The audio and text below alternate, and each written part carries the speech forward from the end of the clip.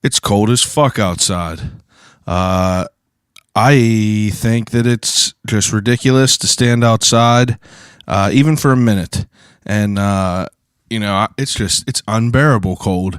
We're in a polar vortex, everyone. Welcome back to another week of I'll Call You Right Back podcast to warm your souls. This week is a very special week. We got a lot of cool things to talk about. First of all, I just got done doing a photo shoot with a dude named Dylan Rosgon. Dylan Rosgon is a photographer in the city of Pittsburgh who specializes in being extremely unique in what he does. His name on Instagram is Dylan, DYLAN _ FOR _ REAL. Dylan for real. Check out his Instagram. But so me and my guest this week, Brandon McConnell from One Up, co-owner of One Up Skate Shop in Pittsburgh, PA. We decided to team up and do like a giveaway for everyone. I hit him up and I was like, yo, dude, like I'll put in a hoodie, some pins, sticker, or some stickers and a pin and whatever you want to throw in, and we'll do a giveaway for everyone. Something simple on Instagram. Go on there, comment three different names, follow all of us, the same shit. But this fucking prize pack is dope. There's a skate deck in there. There's a hoodie. There's a coach's jacket. There's a long sleeve. There's a beanie. There's more stickers than you could even use. And definitely a lot of cool shit, and definitely a good prize pack. Way over $100 worth of shit. So it's simple. Just go comment 3 names and follow all our accounts. And I think we're going to run it for like a week or something. I'm going to talk to him. We'll figure it out. But you'll hear this in the morning, obviously. But I'll post this sometime in the afternoon, the giveaway details, and just follow along with that. So, we're doing that giveaway. Definitely keep checking with that. And, I got so much shit going through my fucking head right now. I can't wait to hear my mom call me after this and say, hey, you said fuck 9 times in the intro. Sorry, Mom, it's just one of them days. It's late. We've been taking photos, but so I got a really good podcast this week. One Up Skate Shop is a legendary place in the city of Pittsburgh. Been around since 2003. That's the skate shop. Whenever you say Pittsburgh, that's what pops into people's heads. They've been around forever. They got all kinds of shit in there. And Brandon came in to One Up in I guess you could say like a dry time in their history, and kind of like livened it up a little bit. So I wanted to talk to him about skating. I wanted to talk to him about how he got into it, how he got involved. He also ran a skateboard company called Piece of Wood, and he did that for like 9 years. So I wanted to talk to him about that because like that's super interesting.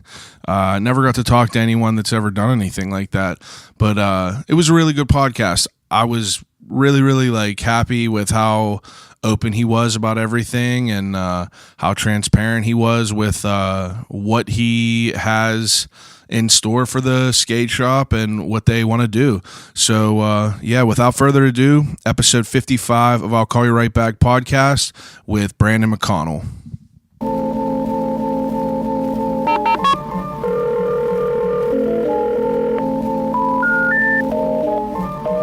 I gotta use the telephone. Hello?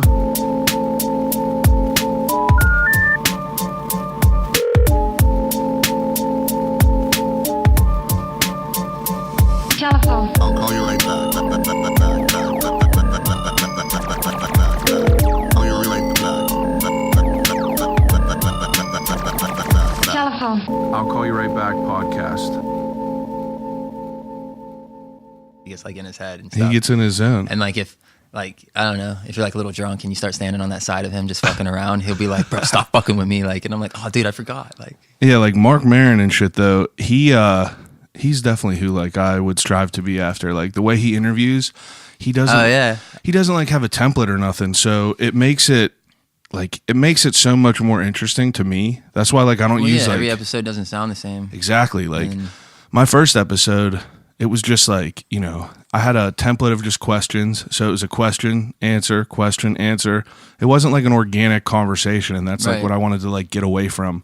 But he had this fucking joke that we went to go see him at the Carnegie Music Hall, where he was talking about how he's sober now. He's been sober for like 18 years, I think, but he's talking about how like his addiction was ice cream, and then how the new ice creams, like the Ben and Jerry's that have like all that shit in them, he was talking about like how that was like raw Coke, and he has to buy like the Giant Eagle vanilla to cut it, because like, and he'll talk about him. He's like, the only time I feel like a piece of shit whenever I wake up out of a dead sleep to go in the kitchen, and I'm sitting there eating this perfectly constructed like crack cocaine ice cream, and my cats are sitting there looking at me, judging me. But I enjoy him. Like, I enjoy his bitter, kind of dark attitude. I enjoy the perspective of people who enjoy cats more than people. Really? You a cat guy? No, not at all. Oh, okay.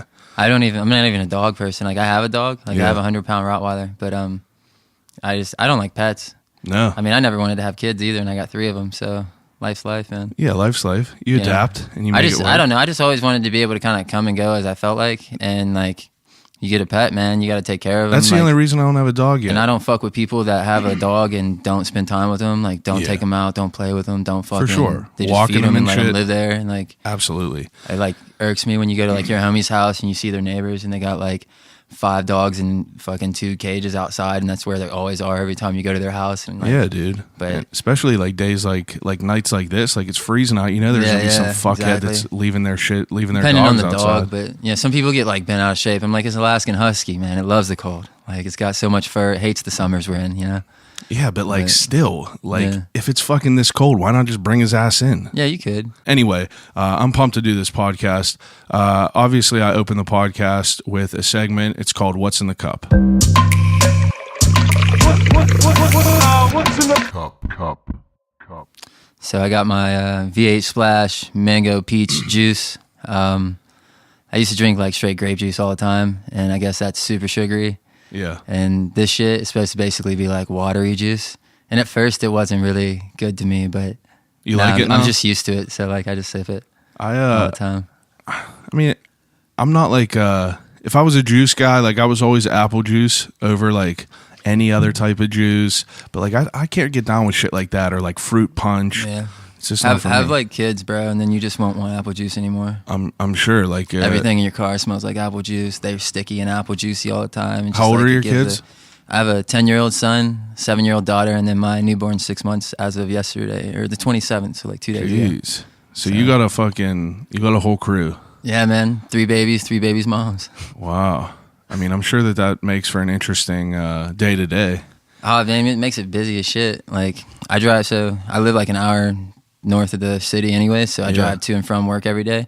And then on my days off, my son lives in Sharpsville. It's 40 minutes to get to his house. Oh, really? So I'm still driving like an hour to pick up kids on Fridays, an hour to take them home on Sundays. So Saturdays are my only days where I don't drive 2.5 hours fucking in a day. Yeah, that's nuts. My poor car. Yeah. What do you drive? I got a Honda CRV. It's 2012. That's what's up. It's the best thing I ever bought. A Honda CRV. I need to just upgrade my car. Like I have that like beat ass. It's not even beat, but it's just that old ass Buick. But I just need to like upgrade and get like a decent car. Yeah, I mean, I don't know. When my first bit of money I made, that's what I bought with it. Was a decent car. I had Vans my whole life because I was just like always picking up the skate homies and shit. It's funny. I got kids and I was like, Vans aren't safe.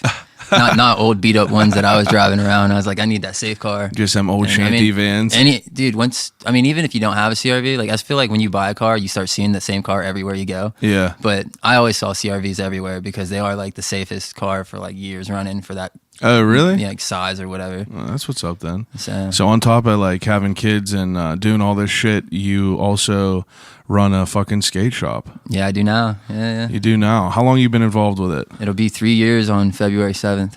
And for people that are listening, One Up Skate Shop has been around. Do you know when it started? It'll be 16 years on February. 16 years. Yeah. Jesus.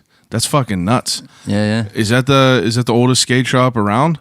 I mean, around here for sure. I mean, lots of shops are like 25 plus years, but honestly, most of the shops that were like close to us or like older than us have been closing down in the last year or two. So it's super sad. Like what? Like Headboard? I don't know how long Headboard was around, but like they closed a while ago, right? Yeah, like 2 years before I came into the picture with One Up. Yeah, and then there was Cheapskates. Like that was like my home spot was like Cheapskates. Dude, that was before I didn't live here, so that was before my time actually living around here. But Greg would know all about that. I mean, I hear people talk about Cheapskates and like 885 and all that shit like all the time. So they like Cheapskates was just. I mean, that was like home base because that was way closer. Like, Pit Crew was in Fredericksburg, PA, and that used to be like DC's skate shop.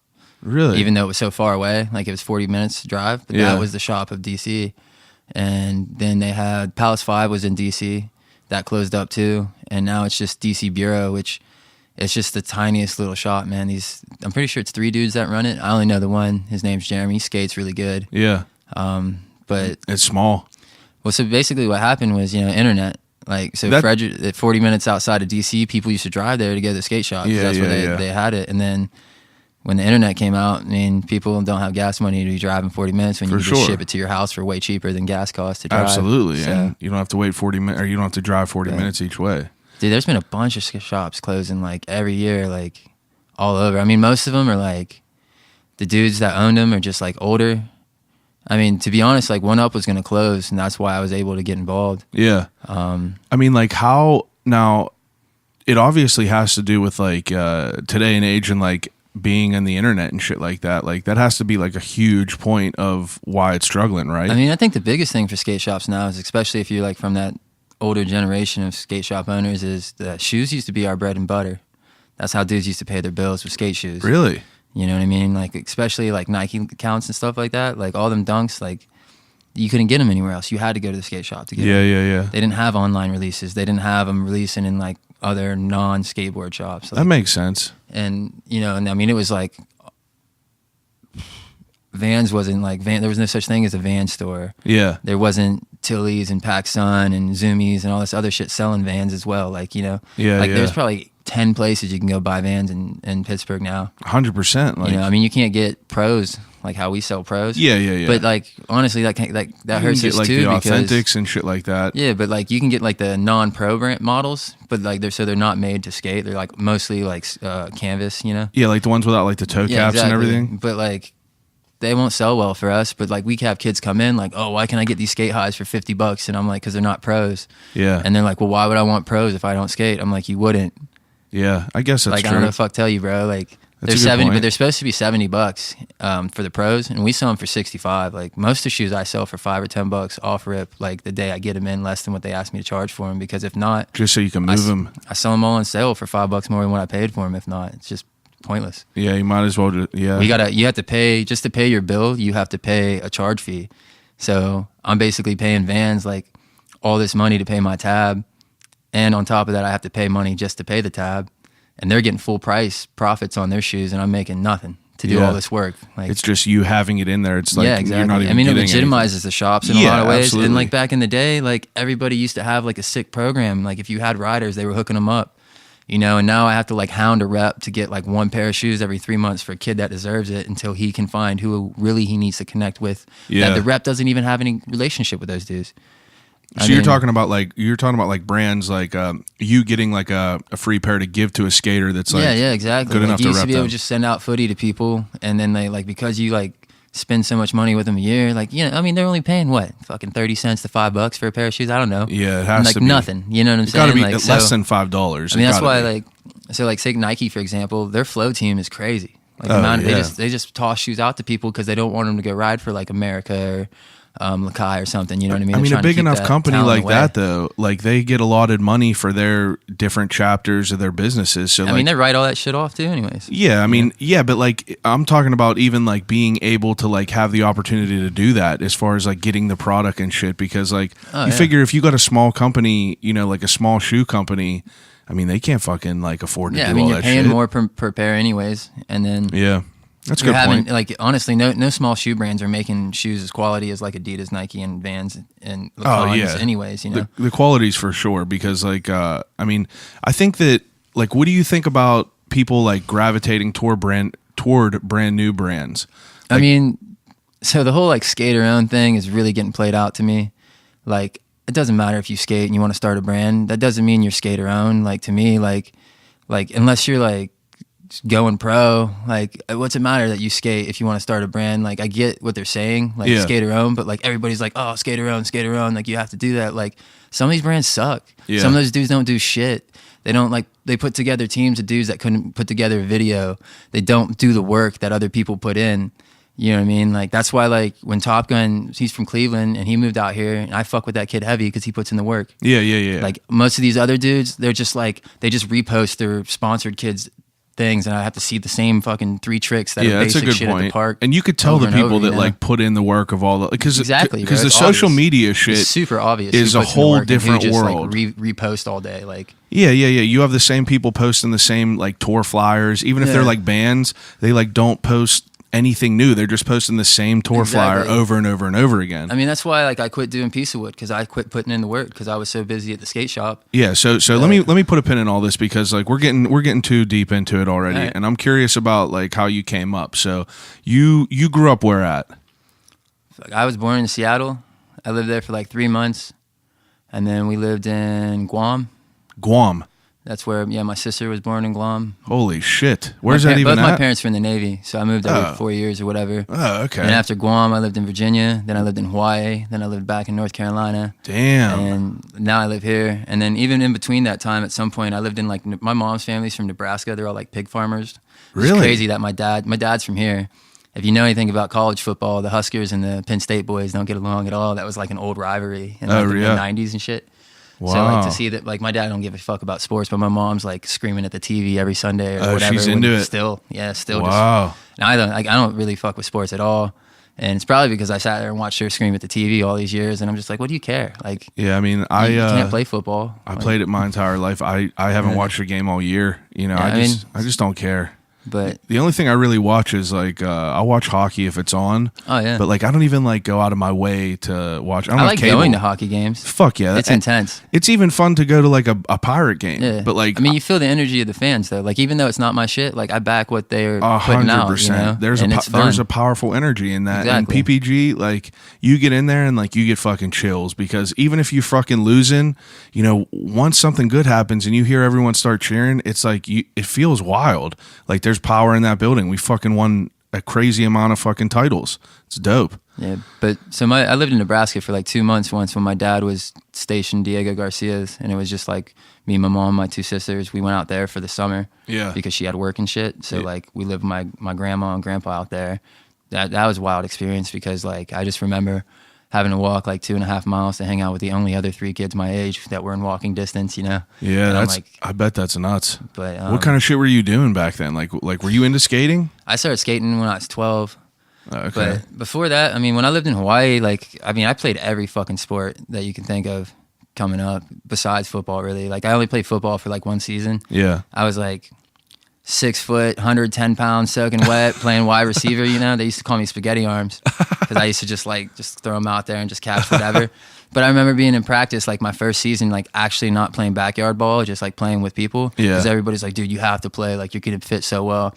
And just like the biggest dudes on the team trying to fucking break me during practice. And I'm like, dude, this isn't even my sport, bro. Like, I fucked with baseball heavy. Yeah. I was really good at it. Like, when I lived in Hawaii, you go to All-Stars every year. And like, every year, like, I'd go to All-Stars and we'd end up in like, the one year we actually ended up on TV for like the what is it, the fucking Little League World Series League or whatever. Yeah, Little League World Series. That's wild. And I you were heavy into the Hawaii baseball. teams are nuts. Heavy into baseball. Yeah, but I mean, now I give a fuck less, bro. I could barely fucking. I Yeah, remember but back when my then- son started playing baseball, it took me like a day to like remember how to throw the damn thing correctly. You know what I mean? I was like, what is going on? So you played that until how long? Or like to what age? So I was like 13 or 14. Okay. Basically, That's what's up, when I then. moved from Hawaii to North Carolina, it was the first time I didn't live on naval base housing. I moved to this little county called Camden, and there's like 80 kids in my grade. And I'm like sitting here, like, I go to baseball tryouts, right? Yeah. And I didn't make the team. And I was like, what the fuck? I'm like all-stars. Like, Yeah. you know what I mean? Like, I'll show you all my highlight reel. Like, I don't even understand. And then my math teacher comes up to me. He's like, don't take it personally. Basically, all these kids have been playing on the same team for so long that in order to put you on the team, we would have had to cut somebody. And the only people we would have cut, the parents are on like the fucking board of education, and we don't want to have the argument. I mean, so I was like, go fuck yourselves. And I started skateboarding because I could do it by myself and I could do it with my friends. I mean, I skated with 1 kid out there, bro. Yeah. It was nothing but like fields of fucking like corn and like nothing else. Yeah, out and you didn't there, have to worry about flatland. a fucking team or anything like Yeah, that. exactly. I skated in my driveway. My dad built me a little bit of shit. That's and, dope. all the kids I skated with, besides my one friend that lived in my neighborhood, were like 2-3 years older than me because those were the only kids in the fucking like within like 2-3 counties of me that skated. You know? Yeah. Now, what was it like? Can I ask you, what's it like? Like, what was it like living on a naval base? Is that like, Dude, was it's dope, man. Like, it's the safest shit in the world. Like, hundreds of kids everywhere. Like, you know what I mean? Like, you got out of school, you just ran around, ran amok. Like, I remember Halloween was the sickest shit. Like, we used to carry around like pillowcases on Halloween and come back to our house and like dump them out, go back out and hit another part of the neighborhood, you know? Damn. And like, how many people are in there? I mean, dude, base housing has, like, when I lived in Hawaii, which is the one I remember the most, you know? Yeah. There's thousands of houses on. Base, Oh, you know it's what like I'm that saying? big. Yeah. I mean, because it's the shit. whole island's like there's the naval base, and if I you, guess it would be the whole anybody, island. Yeah. anybody that is on that island that had a family lived on this. It's called Barber's Point. It was the housing that we lived in, and it was sick. I mean, the beach was right fucking there. They had a teenage center, like one of them like rec centers for us. You know, table tennis. Yeah, all like kinds of pool shit. table, all that shit. Video games, yeah. That's sick though. And yeah, but like there was just always, it was like I was always, even though I always lived in the country, I've been more of a city kid because I've always lived in an environment that there was enough kids that like that's kind of what I was into was being where everybody was. And were you exposed to like a bunch of different like cultures and shit like that because you were on a naval base? Yeah, for the most part. I mean, like there got to be a bunch of different people, it wasn't like a right? culture shock to me. Yeah, to like be around a bunch of people or anything like that. That's definitely wild though. But I mean, out there, yeah, you get like, so. It's funny because they don't fuck with tourists like the locals there. In Hawaii? Yeah, in Hawaii. Okay. But the school systems there are so fucking far behind that I went to a Methodist church school, like a private school. Yeah. Because like I went to public school for like 3 months and like my English teacher was learning English. Oh, Like, really? it was like fucked up. My parents didn't want me to be behind because it was I was there like kindergarten through the first half of 5th grade. Wow. And my fucking private school was so tiny that like when I was in 4th grade, I was playing volleyball on the 6th, 7th, 8th grade team because they just didn't have enough kids and I was tall enough. So they were just like, fuck it, let them go. That's crazy. Did Dude, you like moving around? I fucking love it, man. I think it's what keeps me from being such a like closed-minded individual. Yeah, for sure. You know what I mean? Like it's also like, I don't really understand what kind of accent I have, but I know throughout like moving around, I've just kind of like taken the terms I fuck with and brought them with me and then like just dropped whatever else, you know? It's interesting because like, you know, like some people I'm sure it could be like bad moving around and like losing a bunch of different friends, but like I guess it all depends on the person you are. My sisters didn't take it very well ever. No. Every time we left, they cry, and every time we got somewhere new, they'd like stick to themselves for a while. How many siblings? I got 2 sisters. They're 3 and 4 years younger than me, I believe. No, yeah. So you had a family to like grow up with too. So I mean, I feel like that me personally, like I would enjoy that just because like, you know, like moving around, seeing different things. Like I feel like that'd be all right, and I feel like I could talk to people and get along with them. If you're a social person, it's not hard, man. Yeah, like, I would pop up in a new school, piss off all the popular kids because I would just be like fucking talking shit, running my game, you know what I mean? Just talking to every chick I could run into. See, I honestly thought that you were like I thought that you were like a super quiet type dude. Mostly. No, it's because I smoke so much. Yeah, but like the couple times I would come into One Up and like obviously I know how it is though. You got people that come in all the time. You're not gonna, hey, how are you? You know, it gets old for sure. I mean, so when it comes to the shop, man, like I spent the first year and a half trying not to like overstep. Yeah. You know what I mean? Like I was just like trying to do me, but keep what it was. Yeah. I didn't want to take away from it. And then like honestly, like some people didn't fuck with me afterwards anyways, and they like still act like I did that even though like I made a point not to do so. Yeah. And then other people were just like, dude, quit fucking fighting yourself. Just let it go. Let it happen. Do what you got to do. And that's where I'm at now, is just like, if no one else is stepping up, like I'll just do it all on my own if I have to. Like people can come with me and help me out, but like I don't know, man. I spent years just like people saying they were going to do this, that, and the other, and then like not helping out. So yeah, people like talk most of the all the events we time. do, I kind of put together myself. Like I'll go out on the weekend with my dad and like build ledges for an event for the weekend, and then really I'll borrow the truck and the trailer off of them and drive them out and just do it all on that's my fucking own. dope. So your dad and then your mom were like all into it back in the day. Like they were cool with you. Like no. No, dude. Honestly, like if I didn't have kids, I wouldn't even talk to my folks anymore. Jeez. Like we had such a falling out. I mean, they've never accepted me for me. Like, you know, they really don't know shit about me anymore. No. Like, everything they know about me is just like that pretty shiny surface bullshit. Like, so back then, like was your dad like not in the picture a lot because like he was? No, he was. He only that 6 months to Diego Garcia was the only time he got shipped away. He's the only dude that was in the Navy that I know of for 20 years and never got stationed on a boat. Jeez. Because he does fiber optic networking. So he does like the computer systems on the naval base, on the bases themselves. So he has like when he worked on boats, they were in the base or whatever. Yeah. That's fucking crazy. But no, man, my parents were never really. I mean, I'll give them this, bro. Like the dudes I skated with that were older than me were like, you know, potheads, alcoholics at early ages. But so was I. Like my parents always thought those dudes were the bad influence, and I was the worst. Yeah, I was always the worst. Like I was so much worse on them dudes than they were on me because I just like didn't give a shit. Like I saw what they were doing, and I was like, y'all are doing it wrong, and just ran. You know. What was what was your first experience of skateboarding? Like, how'd you get involved with it? So first time I ever skated, I lived in Hawaii, and we used to surf a little bit. Yeah. And I used to like tech deck and shit. Like, that's sick. Fucking grade school or whatever. Dude, I had so many. These homies, you know, like. They took me up to the fucking little local park, and before I even pushed around, they tried to make me drop in on a fucking quarter pipe, right? So I did what every kid did. I pussyfooted. I didn't put all my weight forward, and I like slid down on the back. Yeah. I put my arm out, and I legit like dislocated my shoulder or some shit. Like, basically, like off rip. Like scared the fuck out of me. I didn't skate again for like 4 or 5 years. Yeah. My mom bought me a skateboard for my 12th birthday. It was a blind Reaper axe. No way. Like the one from The Shining, like he's coming through the thing or whatever, And I remember I got that board, and I went outside just thinking like, oh, this can be fucking easy. Like I got balance, you know what I mean? Because like skating's just like baseball, bro. Like if you can keep, like when you step up to the plate and they tell you about that invisible cylinder you want to be in, like, you know what I mean? Like that circle around you, and you want to keep your shoulders, you know, waist and knees. Chest like, above your knees.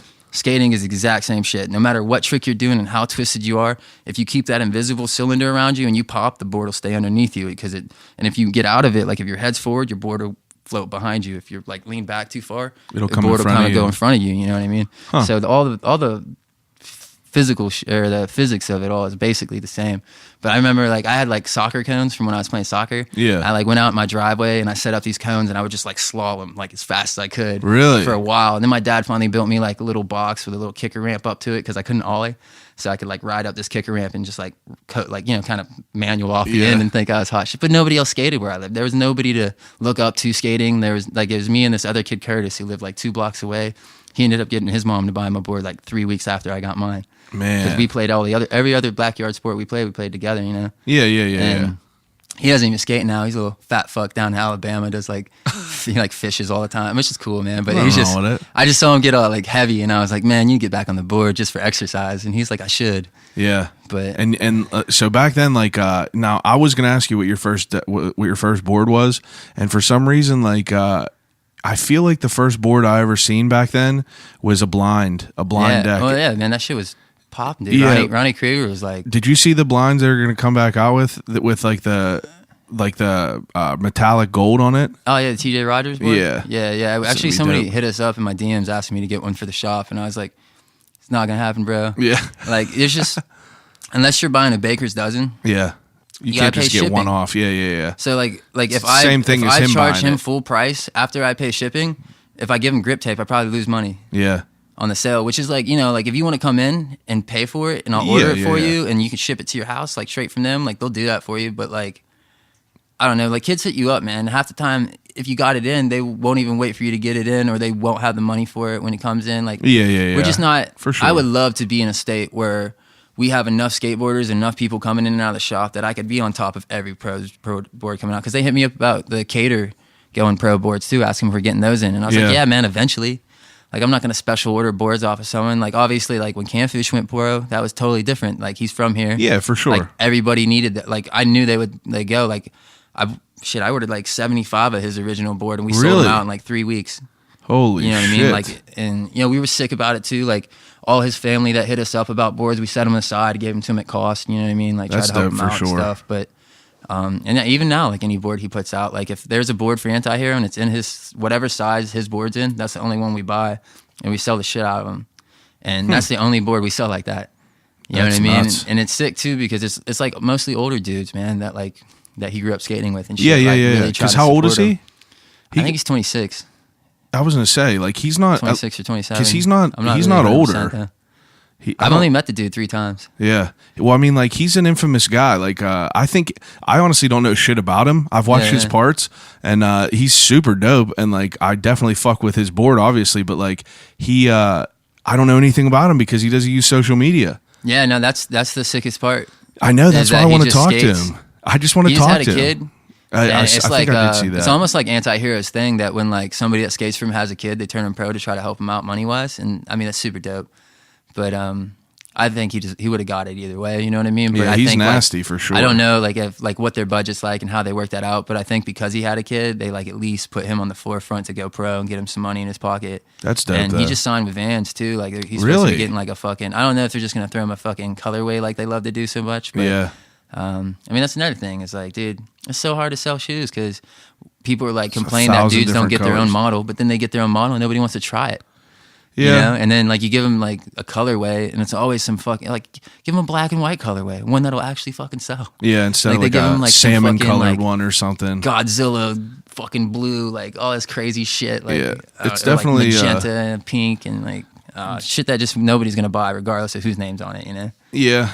But- yeah, that's true. I bought them pink Vans that you guys had. Okay. And you know, like I bought them and I'm just like The you know, TNTs? yeah, like I like them. It's just hard to wear them. Like it's hard to wear them out and you're just you have like, to have like what the fuck? right fit for them or something. Yeah, you gotta have a fit for them, and it's terrible. But now, so growing up in like high school and shit like that, you were still skating heavy. Oh yeah, dude, I skated. I mean, I skated all day, every day. Oh, okay. Like when And where were you I living started at? skating before everybody, like in the like they'd get there and they'd like, you know, have their joints or whatever, and I'd already be like pushing around, you know, and like I'd skate over and smack it and then go back to skating, and then like they'd be like ready to leave, and I'd be like, until they like were like, Brandon, get in the car, I'm like still fucking skating. Yeah, But I'm just a hyper little fuck, man. yeah, just like people have a are lot always of energy. Like I don't drink coffee. The only time I really drink soda that has caffeine in it is like drinking rum and cokes. Yeah, Like, you know what I mean? I just like, I don't need it. And I mean, I could tell. I'm hyper as shit, The man. first That's why I got so into weed at such an early age, because it leveled me the fuck out. Like I'm way more chill now than I was as a kid. Like a kid, it was like blah blah blah blah blah, blah, like in my little high pitch. Were you on like ADD? Were you on like Adderall or anything like Ritalin? Man, that shit just makes you like a robot though. Like I hated it. Like my family didn't like it either. Like I'm pretty sure they tried that shit on me, and like it just like I would just sit there in class and just stare and like not pay attention, and like it didn't help me. It just like turned me into a robot. But back then it wasn't like it is now. There's so many more options. Like back then it was just Ritalin. Yeah, for sure. And I remember my one friend, his name was Charlie, he lived in Hawaii. He had to be on Ritalin. And if he didn't fucking take it, he would like take his shirt off and run around the desktops and shit at school and stuff. Like he was like out there. Nuts. Yeah. But like, so I'm like, yeah, but I'm not like that. I just don't shut the fuck up. Yeah, I mean that's understandable. Though. I get excited about this. That's why like I always cut people off. Yeah. And that's why it's just like I don't mean to. I'm that's excited. a good part of a conversation though. Getting like making sure they don't go too far. You want to. Yeah, you want to talk about some shit. Yeah. Now, like, where were you living at in high school? So in high school, man, I lived at my parents' house until I was 16. But where was that at though? I was in Camden. Oh, okay. Now the skate scene there, what was that like? There wasn't one. It was just me and my homie. Okay. Now then there no was skate shops or nothing like that. No, like, there's no skate shop. Where do I you live. buy your So shit from? There was a pool store, like backyard pools and stuff. Yeah. And he had like one grip of fucking mini logos, and that's all I skated back then, anyway. Mini Like logos. cheap, like with the hella concave and shit. Yeah. And then this one dude, it's still down there. It's called the Boardroom. Eventually, he started up this place called the Boardroom, and they sell like wakeboards and like just basically like lake fucking water sport stuff. But he sold skateboards too. Oh, that's dope. And so there was a company down there called Twisted Trees. This dude Le ran it, and all my friends skated for him. And he used to kind of hook me up here and there because I go to all their events shit. And I was like more of a like hype man than a fucking skater. Like I would just run around talking shit, like screaming and yelling. Everything the homies would land, I'd just be so excited about. Yeah. I mean, fuck you, boy. I still suck at skating, so like I don't even care. Bro, I was never good at it. I've been skating 18 years, bro. Like people were like, "Oh, dude, you don't suck." I'm like, man, people go pro in 3. I just watched Baker 3 the other day, and it just says it has that clip of TK, and it just says been skating for 1 year. Oh yeah. And he just fucking kills that. I mean, dude, it's just it's a mindset though. Like, well, I mean, now let me ask you about this.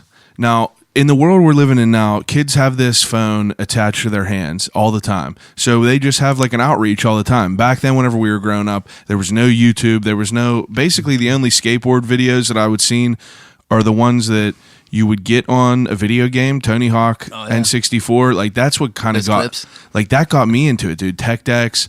Like I had one friend named Jake Whiteman who, I watched him do a tray flip one time in this church parking lot, and I was like, Jesus, like that was the sickest thing ever. He had teal birdhouse Dickies on, and he had a birdhouse shirt on, and I remember it like it was nothing, and I was like, fuck, like I just love the clothes, I love the logo of the fucking t-shirt, I love the PA Cheapskate shop board that he had, and I was just like, I loved everything about it. And then I got into Tony Hawk and watching all these videos and everything like that. You see Rodney Mullen and you're just like, what the fuck is he doing? And then you just keep diving into it, but there was nowhere to watch it. It was like CCS. So like dude, Tony Hawk and tech decking is basically what got me into skating too. 100%. Like that's what I did first. The majority of kids did, because you would see the shit in school. So internet was dial up back then. So I remember like leaving for school, coming home, going back to school, and then round one, Rodney Mullen versus Day One would finally be downloaded. And if you would try to click it to watch it while it downloaded, it would fuck up the whole download. And you'd have to restart it. And like that's where most of my skate videos came from, was fucking like LimeWire rips and shit.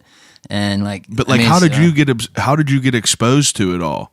Dude, I mean, that's why I didn't know anything. I knew Flip, basically like Zoomies brands now were like the brands that I fucking grew up on, and they would put out a video like every 2 years. That's a good And that's point. how long it would take for people to put them out. And then, but yeah, CCS was like a mag back then that like Dan's Comp. They was like they just, another well, you one. order one fucking thing online, they start shipping that shit to your house every fucking 2 months. I got a random one then, like 3 months ago. I think it might have been for Christmas. They sent me one, but I was looking through it. I was like, geez. I mean, dude, I'm like, so like, I didn't know shit about skateboarding when I started skating, and I still didn't learn anything about it for fucking years because I just didn't pay attention. There was no outlet for us down there, you know? Yeah. Like the only thing we had was like you could go up to Virginia Beach and go to like 17th Street Surf Shop, and they had like a good skate scene and a whole team and stuff. And now you got like, there's Cardinal Skate Shop now, but they weren't, like, I'm not sure if they were always there, man, back then. I'm not really sure how long they've been there, but I didn't fucking know about them when I was going there and stuff.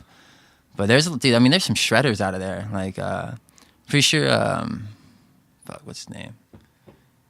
Damn, he's like never around anymore. Colden. It's Chris Colden, something like that. I don't know. The one young kid, but he's from Virginia Beach, man. He just like, he's like one of them Woodward kids. Yeah. He just like fell off the face of earth like a year or two ago. Trevor Colden, that's his name. Trevor Colden. Yeah. Looked like a steel trap. He's he pulled from it out. Virginia Beach, I'm pretty sure. And I never knew about him back then either. Like he would have been just like a little kid. Yeah. That's wild. Like, so you just like fought through it all with no scene around you. Dude, it was, that's dope.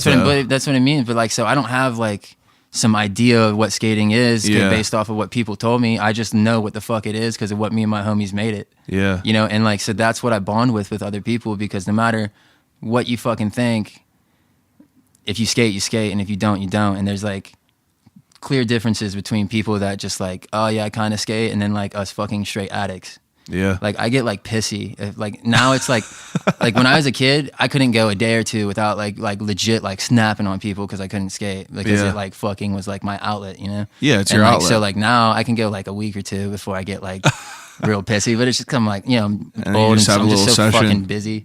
Now, like where did now after the high school shit and like how did you like really start embracing it? Like when did Piece of Wood come into play? So I started doing Piece of Wood in 2009. So basically what happened is where I live now still is like Newcastle area. I live in the country outside of it, but and I lived in a different, like on the country on the other side of the city back then. Yeah. But so when I moved to Newcastle area, I was 18 when I should have been out of high school, but like I'd already dropped out and got kicked out like at 16. Got my GED in a weekend and like been working and shit. But basically, Word, you got a GED? Yeah. How hard was that test? For me, dude, I was in all honors classes, straight A's and B's without ever fucking studying. You were like yeah, like I was like everybody hated me in my classes because they're like all like little nerdy, uppity, fucking popular kids, and like I was smoking weed before it was cool, and then like they would be hitting me up to get it. Like, you know what I mean? Like I was the coolest shit. For, and like, you're still not fucking up in class? The last year, like, you know what I mean? No, but they just didn't fucking like me because like I just didn't try and just understood things because I don't know. I don't know why it works like that for me. Like I just don't, and like I don't even argue with people anymore. Like I used to be the kind of kid to be like, "What the fuck don't you understand?" Like, like the dude just explained it. Do what the fuck he said. Like, why are you making up steps and trying to do it your own way? You know what I mean? But like, and then like I was like the kid in like math class, dude. Like, like mental math, like how they like make your kids do all this fucking writing out mental math now. What is it? Shit would just Common happen Core in my nonsense. head. Dude, that is mental math. What is that? Is shit you do in your head that I used to be told, like, oh, explain your work. And I'm like, fuck you, bro. Like, ask me a different question. I'll answer it right now. I'm not explaining my work to you. Quick sidebar, though. You have kids that are young, so, like, what's their homework like? Do you ever look at it all? And I mean, I check their work, but I don't. So the ones that, the older ones, I don't have them during the week. And they don't have weekend homework yet because they're not that old. Yeah. But I check all their work and shit, man. I mean, it's basically the same stuff except for the math. Yeah, like their math shit. I looked at my buddy's little cousins, and I'm just like, what the fuck? It's like all them like line steps of like. I mean, all some of it just like as an adult and being like not retarded and like, you know, like as you grow up, the more you learn about what really happened in our like history and stuff, like you realize like, oh man, they kind of sugarcoated that, and now they straight up lie to your fucking kids. Yeah, they're like, oh, the Europeans came over and the Indians just moved out their way and gave them a place to stay, and I'm like, that's not what the fuck happened. Yeah, it's all. But censored. You can't explain it to your kid because your kid will go to school and say it to somebody else's kid, and then they'll be in trouble or some shit, and you'll be getting like called in. It's a wild world. My oldest son, man, he had like real like behavioral issues when he was a kid. Like he's like really good now, but he was just like he shouldn't have started school when he did. He's born in August. So he like was right on that line. Yeah, he was like 5. We should have waited a year to put him in. He just couldn't sit like and handle class and shit. So he would like lash out because they would like force him to, you know. Yeah. And he spent years of that, and like he struggled learning to read and stuff too. But now that he knows it, he's on par with everybody else and is sick. That's dope. But so that's actually what happened was I had my first son. And I was doing tree work at the time, working for this Richardson Landscaping, Tree & Co. or whatever, like cutting down trees and doing all that shit. And I got like $1,500 back on my taxes. So I called up LE that ran Twisted Trees, and I was like, yo, who did you get all your wood pressed through? Like, I want to start a little brand here. Because I was skating with like 20, 30 kids up in Newcastle. Yeah. And there's no shops up there, man. I'm an hour out of the way. Yeah, man. I mean, I ran Piece of Wood for like 4 years before anybody down in this area even knew I fucking existed. You know what I mean? Like, or the brand existed as a thing, you know? There's no like skate shops up there. No, there's a Zoomies up at Grove City. They can eat a dick. Yeah, we'll get into that for sure. Yeah, but no, man, there's nothing up there. I mean, anything that ever does open is like not actually where I live. It's like in 20. They had this one like little shop out in Struthers that lasted like fucking 18 months. Yeah. So, but it's always like a bunch of kids who like somehow weasel their way to explain to some rich dude that they'll be able to make him money, and there's no fucking money in it. There's none. Like, there's none. Like, so, I can barely make money with the population we have here. Oh, I bet. You know what I mean? I don't know how these people that run shops in little towns think they're ever gonna grow. Like, they like are so delusional. And like, I've always been business savvy, so like, this is all for love to me. And if you ever try to take it to anything else, like, you're just gonna be disappointed. Yeah. Or you're going to be like super fake doing things that you didn't want to do, you know? Was making your own decks profitable at all? Not really, man. But like so it's like the same thing with like everybody who starts selling weed when they're a kid, right? They do it because their buddies all smoke and you get tired of paying for it. You just want to get high for free, right? So, you know, like all my friends, like they'd break a board and they'd have to order one and we wouldn't be able to skate with them for 5 days. Yeah. And then like I'd fucking have to wait for a paycheck because my mom and dad weren't buying my boards no more, you know? Yeah. And, so when I started Piece of Wood, man, I ordered 50 boards for like, it was like $1,200 or some shit. What does that work out shipping? To? Like $17, $18 a board or something like that. Yeah. And then, I mean, I was selling them to all my buddies for $30, $35 with grip.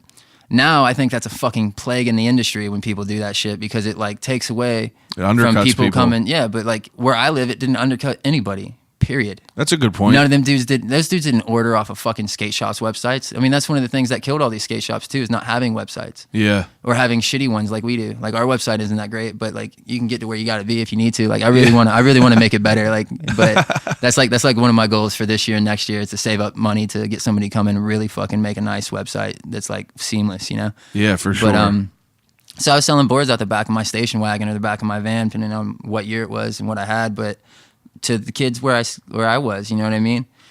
I wasn't like those kids ordered out of CCS and stuff like that. Yeah, you know yeah, what I yeah. mean, like so all these kids were just running your shit. Yeah, dude, yeah, and that was what was crazy is like right before I quit doing Piece of Wood, like I would go to any fucking skate park out here, and like if there was 20 kids, probably like 9 or 10 of them had Piece of Woods on. Really? Because they were basically like shop boards for most shops. Yeah. Because they were selling them for like $40. Did you have graphics on the bottoms? Oh of them? yeah, man. Yeah. I can't draw or nothing. Like all the art was just homies that like would do art, and I would Yeah. just like use it and shit. Like Now now you said you ran that for 9 years. I just had something in my fucking head I wanted to ask you, but I couldn't remember what the hell. I don't know. Anyway, it'll come back. Oh yeah. Where'd you get the name from? Oh, Piece of Wood. Yeah. I mean, it's just a play on words. Like Yeah. I I'm, figured. Like, I just hippie, didn't so know. It's just like piece. Yeah. Okay. I mean, because it's a sick But name. my son's mom drew the original fucking board graphic I ever did. She was just doodling, and I saw it, and it was just this peace sign with a tree. Yeah. And it wasn't the exact same one that I ended up using for the thing, but like the original fucking idea, I have to give her credit for. That's dope. Even though, I mean, I don't know, we didn't get along for a while. So for a while, I was like, "Fuck that, it was my idea." I totally lied to everybody. Dude, I just didn't want to give her credit, but that's all right. 100%. Yeah, she definitely like drew the original art, and I just saw it and just came up with the words. Yeah. That's dope though. And now like, what was your process of like finding someone to print your shit? You talked to that dude. I talked to LE, man. Okay. He got me in touch with this dude Bruce Rodella, and it used to be called ASF Distribution. Yeah. And then when that went under, he bought it out and started Clutch Distribution. I was actually one of his first 8 accounts, which is crazy because I went to Agenda for the first time, and I get to meet this dude after doing business with him for 7 years. Right? Yeah. Never met him.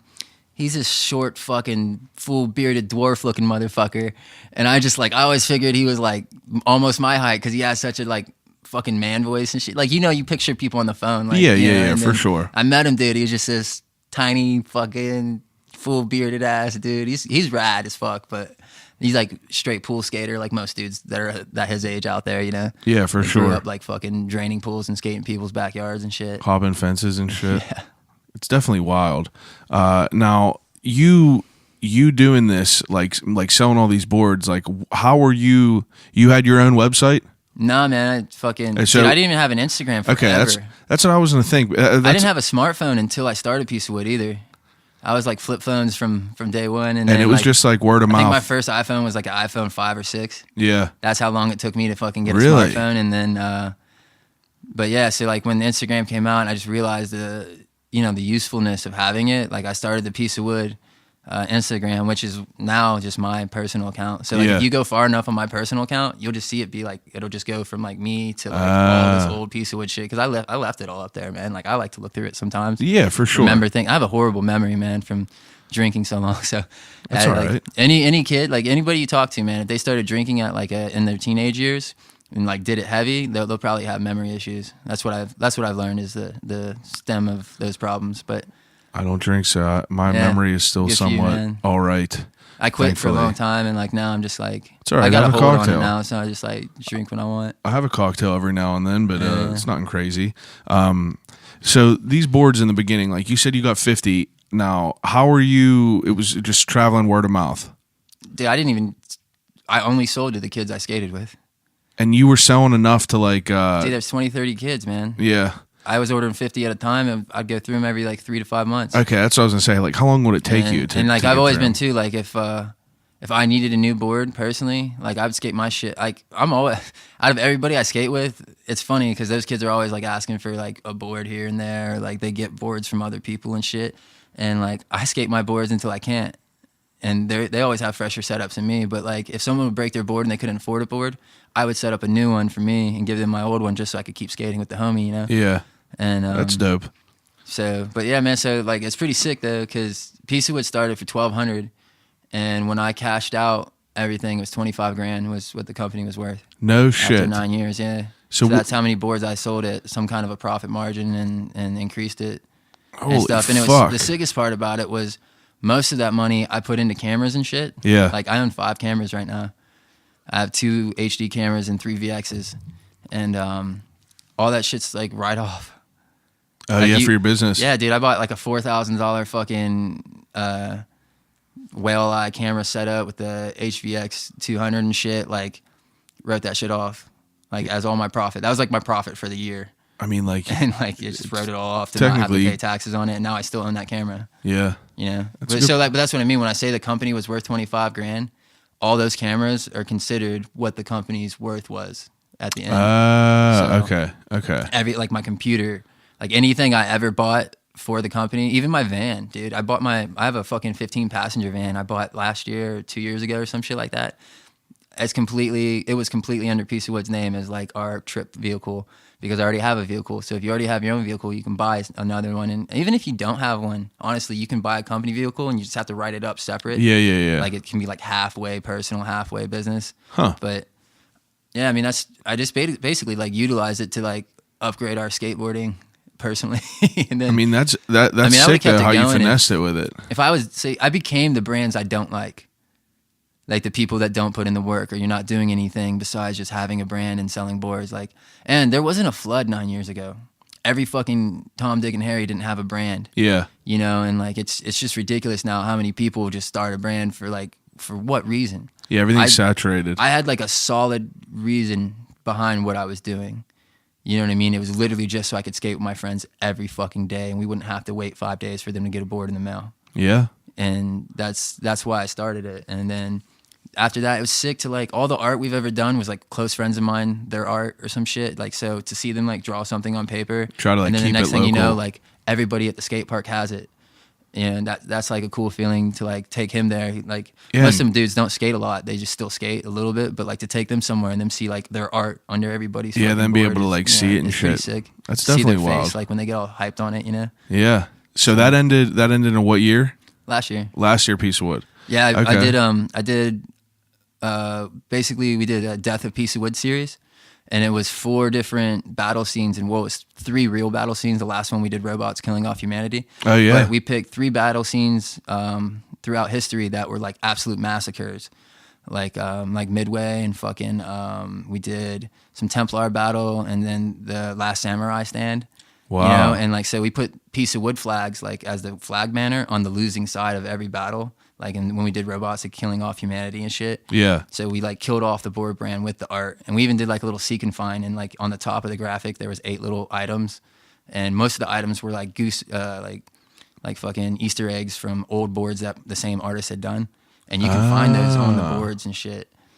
Which was just something fun to do for the last time, you know. I never did a top graphic because it's like extra money, so for the last one we just like fuck it. That's nuts. But it was fun, man. I mean, You have all them still? I have one of every board I ever did hanging on my wall in my house. I would like to see them for sure. So, and yeah, I still have some of the Piece of Wood, the War series, because I probably have like maybe 18, 20 boards left in my storage unit. That's fucking I have a storage sick. unit that's like climate temperature controlled. Yeah. And that's where all the shop decks are right now too, like all the excess drop decks. So we don't have to keep them down there because it's just too much, dude. Like it's so much shit and the area's so small. That makes sense. That's fucking nuts, dude. So what was it like to like how did you get exposed to One Up? So I mean, I started selling boards. So when I first started selling boards down in Pittsburgh, I was skating with all the headboard dudes. Yeah. And so I sold headboard boards, and I didn't sell boards to Greg. And it's funny because so many dudes talk shit on me for it, but Greg had mad respect for me over it because like I'm not going to sell my boards to 2 different shops on the same fucking street. Yeah. What the fuck is that? Almost in the same 4 blocks. And that's what like every little board brand out here does is like they sell to every single fucking shop out here. So when they go to every other shop besides ours and then they come into our shop trying to get us to carry it, we're like, nah, man. Like fucking if somebody comes in here, we'll just tell them to go down the street and get it. Like why the fuck would we carry it? Yeah. If every other place has it, like, you know what I mean? Makes sense. And then, so I sold boards and headboard for a little while, but like honestly, I didn't sell that many boards here at all. Like Plank Eye, like Brian who owns Plank Eye, like really ran through boards for me pretty well. But other than that, like I sold them all out of the back of my car, or, like at my house, you know.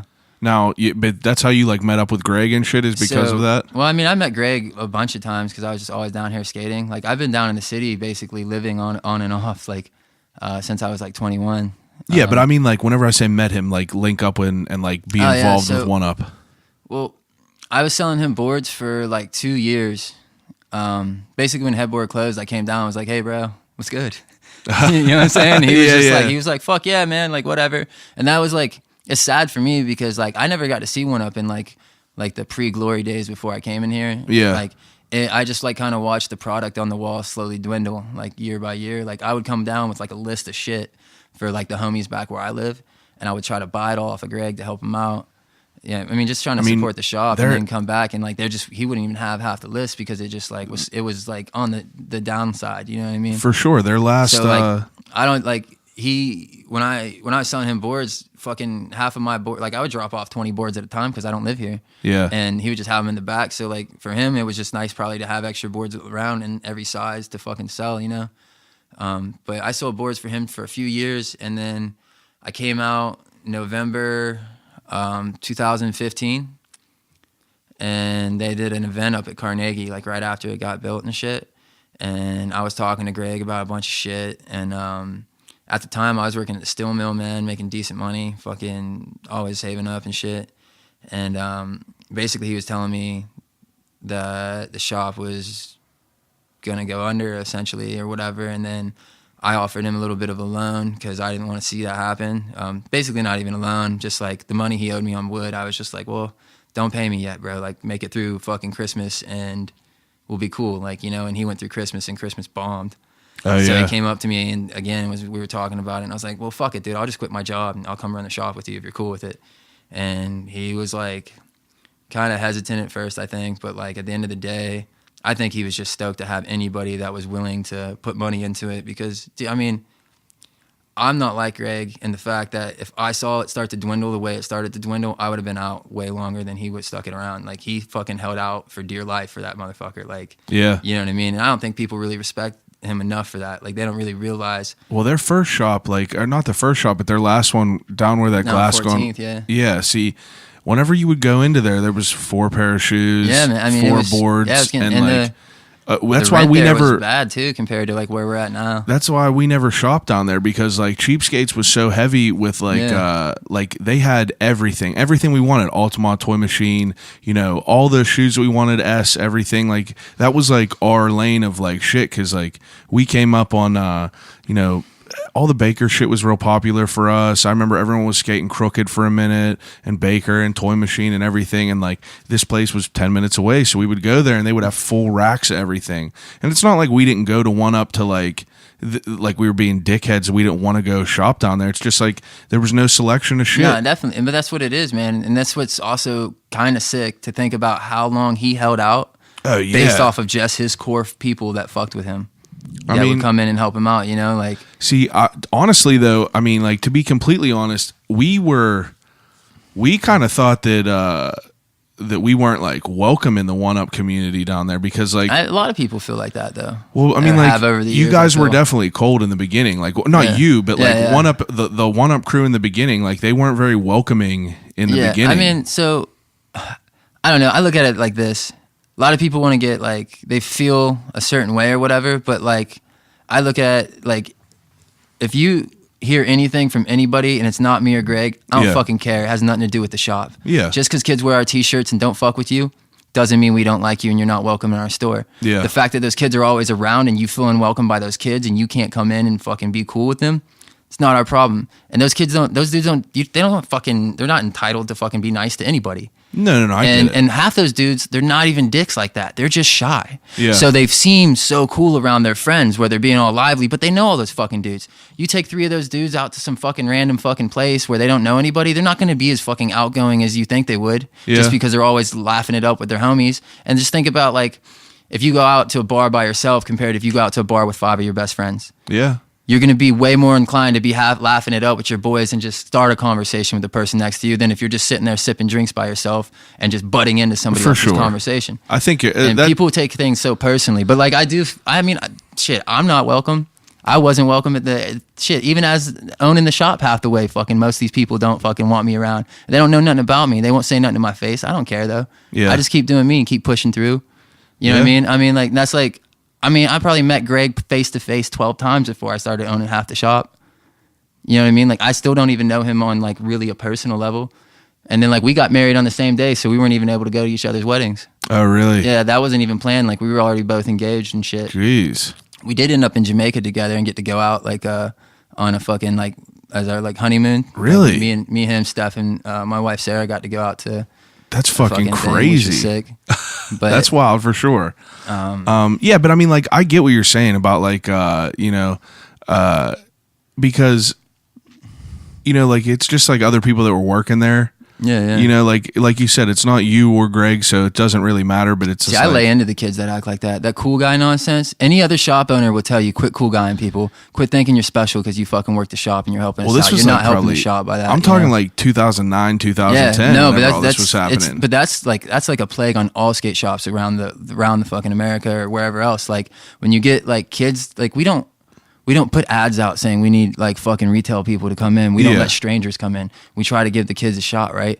But then half those kids, man, they get in there and they act like it's their fucking home or some shit. And like, oh, they're like so sick because they get to work the shop. Like, no, man, respect the shop and respect the customers and understand that it is a fucking store. Yeah, you could definitely tell that you live by like a certain principles and like moral code. Like I try to give the kids a little leadway, man, but dude, they I know, but you're also like you have to put your foot down. Yeah, man. you're also like not afraid to be like, don't fucking bend my racks because like you know don't bend the racks. Bro. Yeah, don't just bend the fucking racks. Actually, bend them. Just put them back. Like fix them. Yeah, be considerate about it because like them. You could definitely tell like how it progressed over the years from being like a shop with nothing in it whatsoever to having. You said you have over 100 board brands in there now. 100 brands, man. We have like over 400 boards on the wall. Yeah, like that's fucking insane. Now, what was your approach to this whole thing when you were coming in? Like there was really probably what, 5 pair of shoes? Like, so I mean, well, so shoes are easy to get in because once you start generating a little bit of money, you just fucking throw them on credit. You just start ordering more. Yeah, because people don't understand that you have to have a whole size run of a shoe. Oh yeah, dude. Fucking 8 through 12 is usually like the standard. Yeah, and that's like that's something I do differently. I don't order 8 through 12 of every fucking shoe we get in. Some shoes I order 9 through 11. Some shoes I order 8 through 11 or 9 through 12, just based off of like. But we have Shopify as a POS, point of sale, and we have the most upgraded system you can have with them because they keep track of all your shit. Yeah. So I can go on there and be like Vans half caps, and it'll fucking bring up a list of what I sold on sale, what I sold full price, how many of each size sold first, like all that kind of shit. Yeah. So then you can start ordering based off of that. But that's fucking work, man. Most shop owners aren't doing that shit because they're not business dudes. They're just skateboarders. Yeah, they're not looking at the diagnostics. And yeah, exactly. And like I went to school for a little bit to be an accountant and just like ran out of money and shit. And like that's what like I said, I'm good at math and like I fucking fuck with numbers. It's like it's music to me. Like I love it. Like because it comes naturally. Yeah. Like everybody loves what they're good at. Nobody fucking loves what they can't do very well. Absolutely. Like you know what I mean? And like that's what's hilarious to me about like America as a whole. Is like you don't even have to be fucking extraordinary to be something now. Like if you could wake up every fucking day, somebody said this, I don't remember, I'm not gonna steal their quote and say I came up with this, but they're like, if you wake up every fucking day and you can just do the shit people don't want to do, you'll fucking make it. And that's all you have to do here. Yeah. You know what I mean? And like, so like I just got back from Spain a couple weeks ago and I went to Barcelona.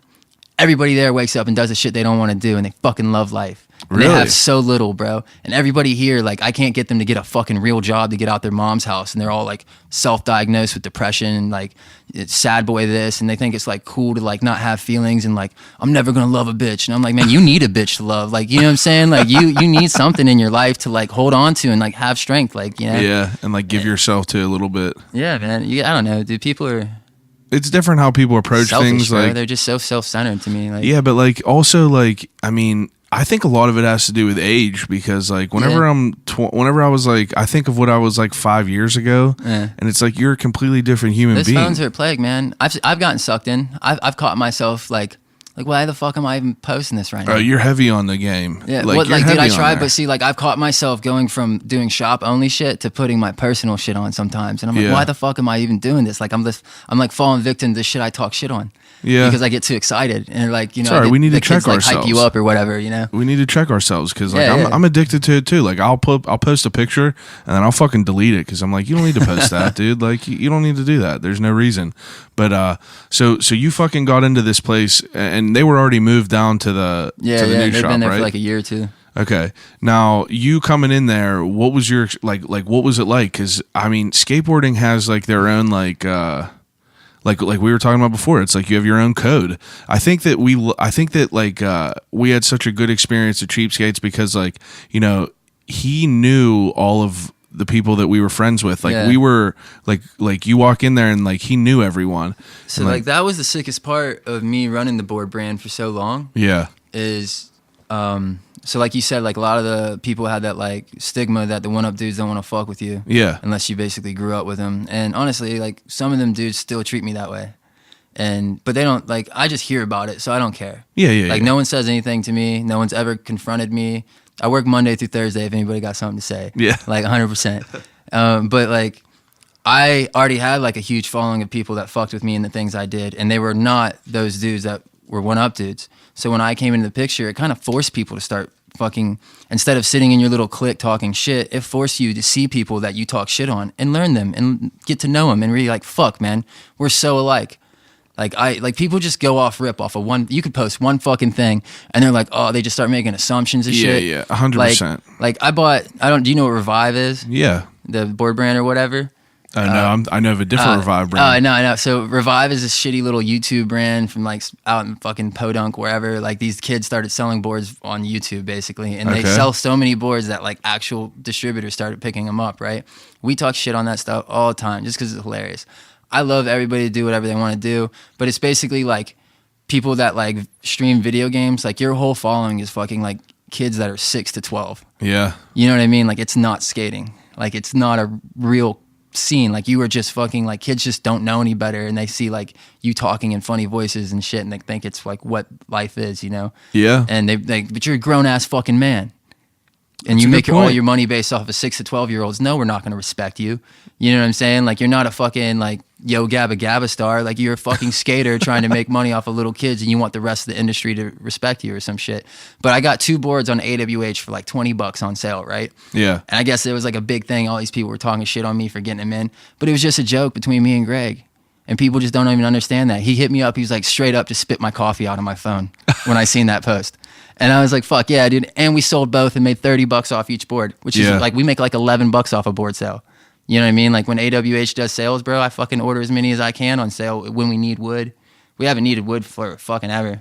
Yeah, I mean, Like, like we've been you pretty guys sad. have. I mean, I went a little crazy on brands because I didn't know the city, bro. I don't know what they would fuck with, and everybody's so cliquish too. Like you can't even listen to them because what this little clique likes here, that little clique likes there, doesn't matter. You have to look at the 100%. collective of the city. So I'm just throwing every brand up on the wall, seeing what sells, and if it doesn't, I'm getting rid of them this year, and I'm bringing in a couple new ones maybe, or fucking just letting it ride out. You know, like.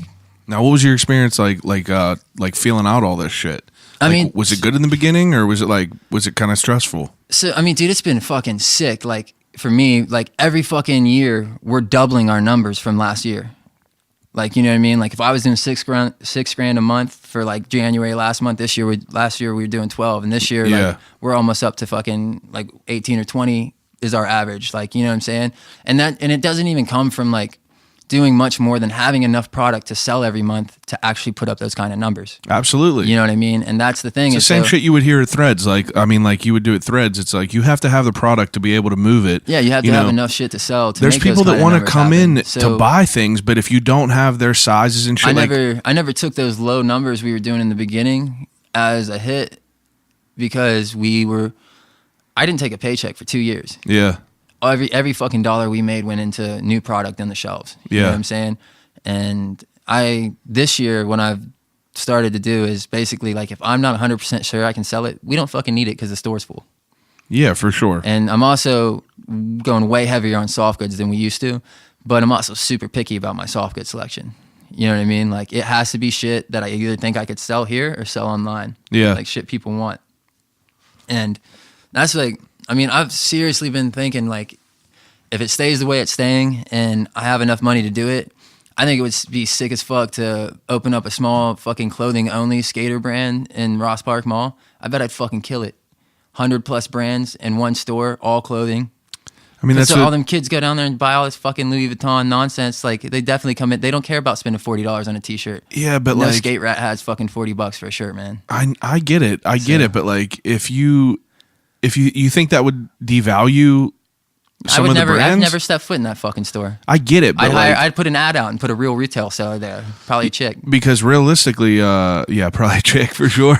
It's like, yeah, you look good in them jeans, dude. And he's like, yeah, what's up, girl? Just some chick that's kind of flirty that'll fucking get dudes to buy things because they think they can pull numbers because dudes are retarded. You see wild shit. Like I worked in that store for I worked at Threads for like 3.5 years. So like I was able to see what it was like from being that super small, where that you know where the bodega is now next to Starbucks. Yeah. Like that's where we were for a long time, Yeah. and it was small as fuck. It was probably like the size of this living room, and then to be able to see that move to right next to local, and like see the process and like the behind the scenes shit of like what it's like to like what you look for in the quantities and the products that you get, and then to see what the like I quit there right as the switch to the mall, like they opened that store in the mall, but you know, I think that they're doing fine. Like I would, every bit of my intuition would say that it's doing well in there. I mean, if you have a mall, if you like, people just want new shit to buy in the mall. The idiots in the mall are fucking idiots. I'm an idiot too. Yeah. I just go in the mall and I have money burning in a hole in my pocket. Yeah.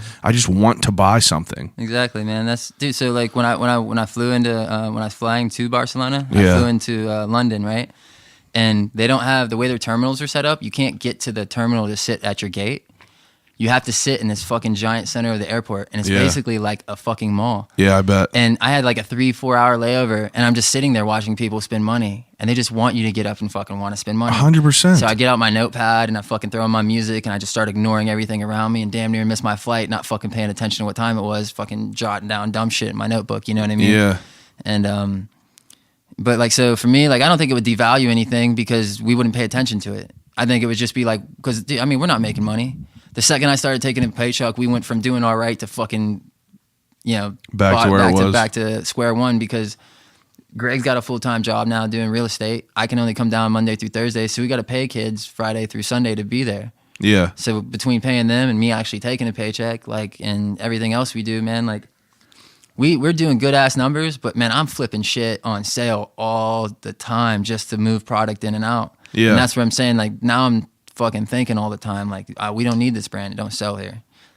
And, you know, and that's where, like, another thing. Being more critical of what's in there. So we have like over 100 brands, and I speak to over 50 reps, like within a month, probably every month, every other month, and definitely every 3 months. I talk to every single one of them at least once. Yeah. Even if it's just a little quick email or whatever. We get a new rep for half these brands every fucking 5 months. You can't even build a relationship with anybody. Yeah, for sure. You know what I mean? And they don't have a sit down with their old rep and be like, oh, so this shop was hooking me up, helping me out, doing this and this and this. Because they, you know, like, you try to build a relationship with the reps so that you can help out the skaters in your area. You know what I mean? You help them out a little bit by buying some shit that they like helps them get a little bit of a paycheck. Yeah. And then like you send them footage and they like help you out with your skater crew. But like you can't even fucking have time to build a relationship with anybody because everybody's flipping jobs left and right trying to make money. Does One Up come with does the One Up brand come with like some sort of like does it come with like clout? I mean, I feel like it kind of does. Like you see Thrasher posting about shit sometimes. I mean, I mean, honestly, dude, the way the industry works, they kind of just use shops. Like when shops are doing really well, they'll fucking throw your name out there. But if you're not like so we made a commercial for our 15-year anniversary. Yeah, I saw it. Yeah, and so that's why Thrasher threw us up. Or like we've had edits go out like before I had anything to do with the shop or whatever. Yeah. But it usually had to do with like Canfoosh and the people he had met or whatever. Okay. You have to have an in, man. They don't give a fuck like how many people put in the work. Like, you know, like half them dudes don't even know what my store looks like. I mean, they have no fucking idea what it looks like now. Well, that's why I asked that. I was curious because like you see like Steve Van Dorn like show up and you know, I know that like you know, you have like a weird ass like following like that Puya dude's Steve in Van there. Dorn, but that's like, so Steve came because he was doing a fucking thing at a van store. Yeah. There was something with with Christian Hosoi. Yeah. They were doing some kind of like meeting here in Pittsburgh. So he stopped in because Greg had been buying Vans for fucking 13 years. Yeah. And that's so like, I mean, even when I met him, dude, like he came with his little entourage or whatever. And like, I just kind of like Greg talk to him and stuff. Cause like, I haven't been selling Vans for 13 years. I just bought into the store. Now, what did you grow up on as far as like shoes? Like what was your shit? iPath. Oh yeah? Fuck yeah. Were you like the wool lined, like the Sherpa line? No, man. I grew up down in the South. It's way too hot for I that guess shit. that's a good point. Yeah, the Sherpa line, that shit was fire up here. Dude, I love those. My memory's so fucking shot, man. I don't even The remember hemp what ones? models that I was buying, but like they were all like the fucking mids or the high tops. Like the fucking. I hated high tops. I hated them. So iPath had like a 2005 preview, and that's where I learned there's a backside no comply 180 reverts. The dude in the start of that video does one on the street, and it's just like the butteriest thing ever. And I still can't do them that nice, but I do them. And I just like those whatever iPass he was wearing, or the iPass I always wanted. And then I skated S when Costin was still on S. Yeah. I had the Costins when S was on Costin, and then I never skated Nikes like ever. And then I started skating Adidas for a long time because when I played sports, I was like Adidas head to toe. Like when I played soccer or baseball or whatever. That like, three stripe life, son. Or like, I mean, well, when I lived in Hawaii and played baseball, it's all Reebok, but that's just because that's who sponsored the Little League at the time, you know? But yeah, I mean, I never wore Vans, and like now, dude, I skate whatever we can't sell. Yeah. Which you were never big into Vans? Nah.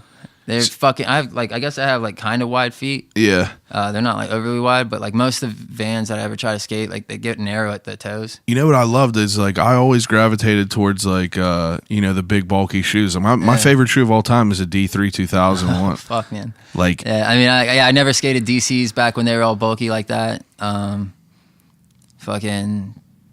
skated Buchnitz for years. I honestly don't. And now I can't put them on. Like they're so thick to me now. They're like so bulky. Like I bought a pair of the D3s because like they were my favorite, and like I remember trying to get my mom to buy me a pair one year, and she was like, "Ain't those are like?" I remember they were like $120 back then, and that was crazy money. Oh yeah. But I bought the second best. I bought some Globe Rodney Mullins. And then, I used to skate Globes. Yeah, Globes were my shit. Chet Thomas 4s were like, Chetty Thomas. Those were my favorite shoes. I loved all the old shit. Like I loved like, like I always gravitated towards like the shit with the loud colors before like the weird ass Osiris like Hot Topic neon. Globe Opinion was my like favorite video when I was a kid. Yeah, Did you see that one? I probably did. I just don't know which one is which. At the end of it, this dude ollies off this fucking half pipe trying to ollie over this fucking like the metal fence things, and he fucking credit cards himself from like I don't know 13 feet up onto this thing, and it was just that's like the most thing I remember in that video. But I mean, dude, back then like you could just do a front lip for your ender down like a big rail, and it was like now it's insane. Now that's like an Instagram throwaway clip. Yeah, it like, really is insane now. Do you think that it has something to do with us being able to access videos? Well, yeah, because every pro or every kid trying to go pro, they go to a spot and they film this gnarly fucking trick, and then after they get the trick, they film a clip for their Instagram that's like a lesser version of whatever the clip was or something like so like. I mean, dude, the talent is just unreal now. It's just over the roof. Like, well, that's why I'm asking. Like, why do you think that that's like that? I feel like that it has to be with, you and me growing up back in the day. We never had YouTube to be able to like. The bar just has been getting raised and raised and raised to the point where like now, it's honestly like. It just depends on what kind of skating you're into. Yeah, but like... Because like to me, like if you're not fucking them GX dudes bombing hills after every wall ride, it ain't shit. Yeah, that's... Because that shit's gnarly. I get anxiety watching that his videos. That is his videos are... I'll get lost in hours watching them. I've seen the same videos all the time, and like I'm still waiting for them to eat shit. Where that dude's going all the way down, and then he just like... He like turns and he stops in front of that bus. Oh yeah, you know what I mean? Like fuck that, dude. I would never be able to. I tried to bomb a hill one time. I tried to bomb a hill one time, speed wobbled, and I fucking got broke. Oh, dude, fucking never again. I did. 7 years ago, something like 6-7 years ago, maybe 8. Me and my boy Adam Bartron went to Art Institute here. Yeah, and we called him Fargo. And the best skate style probably out of anybody I like to watch skate, which is crazy because the Asians always got that steez, bro. I don't know what that's all about, but they just have like style. All of them that I've skated with have like a like specific, nice, clean, fucking very like, technical, very like fluid style, like kung fu. And you hate saying that because it's like, is that some kind of racism or something? But like legit, like you just see it, like they're just like Bruce Lee on a skateboard, like it's fucking nuts.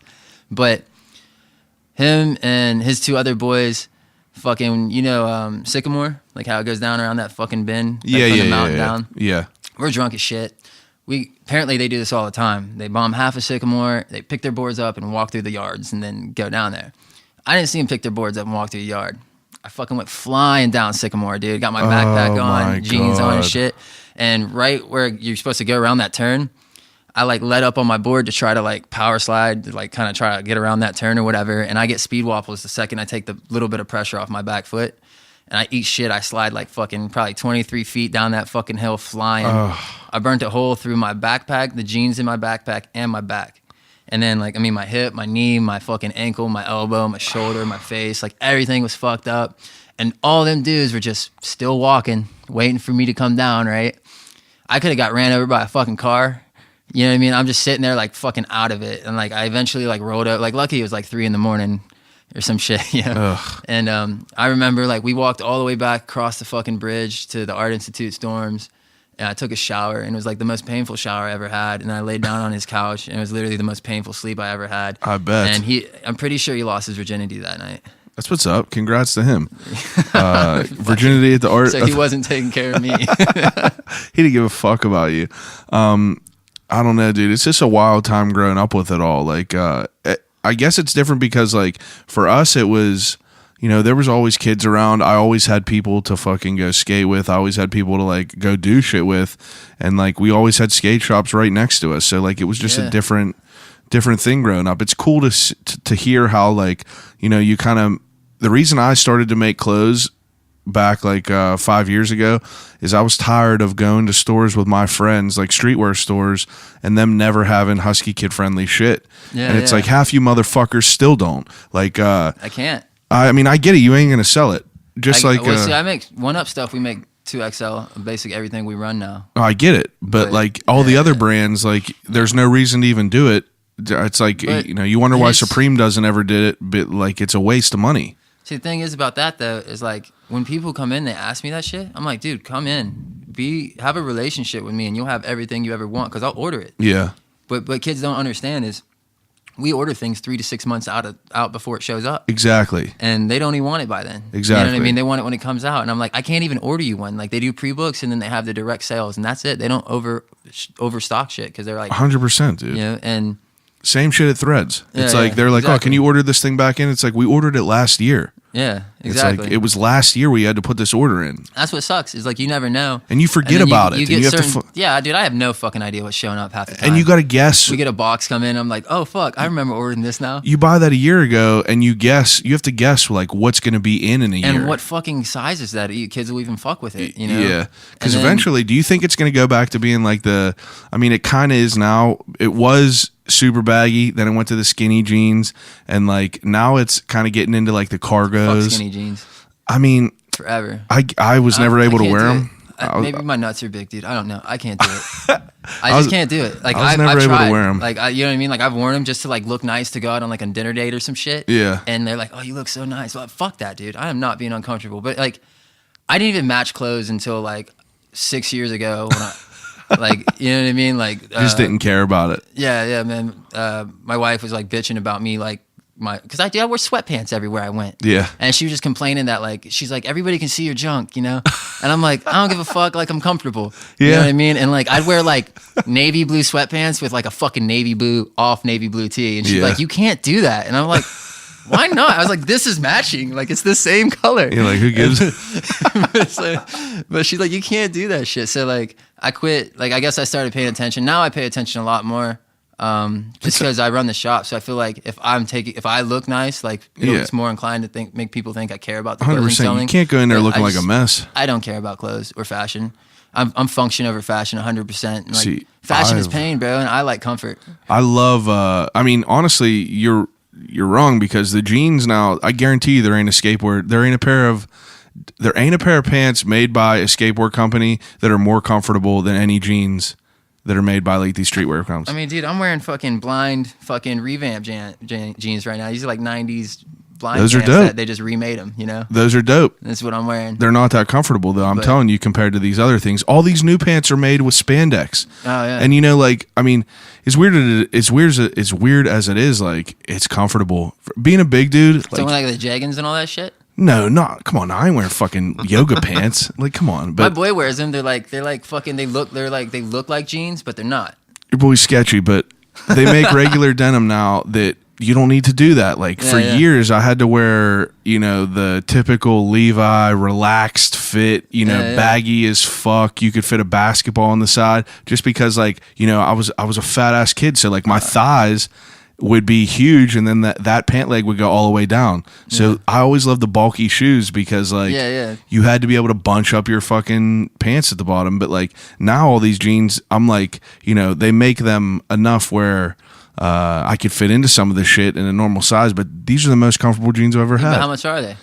They're a lot. Exactly. The only reason I have them is because skaters are never going to buy those because we're going to rip them to shit. But how much are fucking Ultima jeans and how much are fucking... I don't sell them, man. I sell fucking shop cargos from Rothco, rebranded with my name on them so that I can sell $40 pants. That's a good point. Every pair of pants I ever get in, that we just don't sell them. I got those Buttergood pants with roses. It took me fucking 8 months to sell them because they were pricey. I took a pair home. They're fucking comfy as shit. They're like corduroys with the roses on them. Oh, yeah. They're fucking hella comfortable. See, but like, you're right, though. Wasn't me, I wouldn't skate them because if I spent fucking $120 to $150 on a pair of pants, I'm never gonna fucking try to shred them up. That makes sense for sure because like the people that were coming into Threads aren't the same people that are going out and skateboarding and shit. Or even like the dudes in skating that are into fashion, they have their skate fits and they have their fashion fits. 100%. Because if you fucking fall, you're gonna rip up $200 pair of jeans. And like that's the thing to me though too. Like I get like frustrated, like. You be doing something, man, and like kids that are into fashion be like more worried about their shirt than what I'm fucking doing. You know what I mean? I like that shit. I'm just like, get the fuck out of here then. Get out of my way. I can't handle this, man, because it's just not my thing. Yeah. So I don't respect things over people. Yeah. And if you fucking say anything around me that is basically saying that your shirt is more important than me, I'm like ready to slap people. So I'm like, dude, just get away from me right now. I can't handle this shit. But like, and that's the thing is like, I do all right for myself, man, but like you wouldn't really know it. Yeah. I don't dress that way. I don't fucking put money into like things that I don't really need, you know what I mean? I like invest in people more than things and stuff, And that's for sure. Like I mean, I have a dope ass collection of clothes and shoes, but it's just stuff I order with orders because we get everything basically half what we sell it for. Yeah. And for me, it's not even about like having this sick ass, like half that shit I would never wear if I fucking wanted to. Yeah, you just have it. I have it in case we have a bad year at the shop. I can go on fucking like Grainer or some shit, start popping off shit, full price, old collectible shit, like, you know what I mean? And try to make enough money to keep the shop afloat for a fucking year if I have to. Cause I'm already looking at it, man. Like as much money as I put in that place, shops around everywhere are closing, dude. Brick and mortar's dying. Like you can barely get kids to come in. There's 5 fucking skate shops in Pittsburgh. 5. What do you think about like places like? See, I feel like Zoomies is different. What do you think about like Vans? Like Vans has stores, but then they sell skateboards and shit. Vans pisses me off with that shit.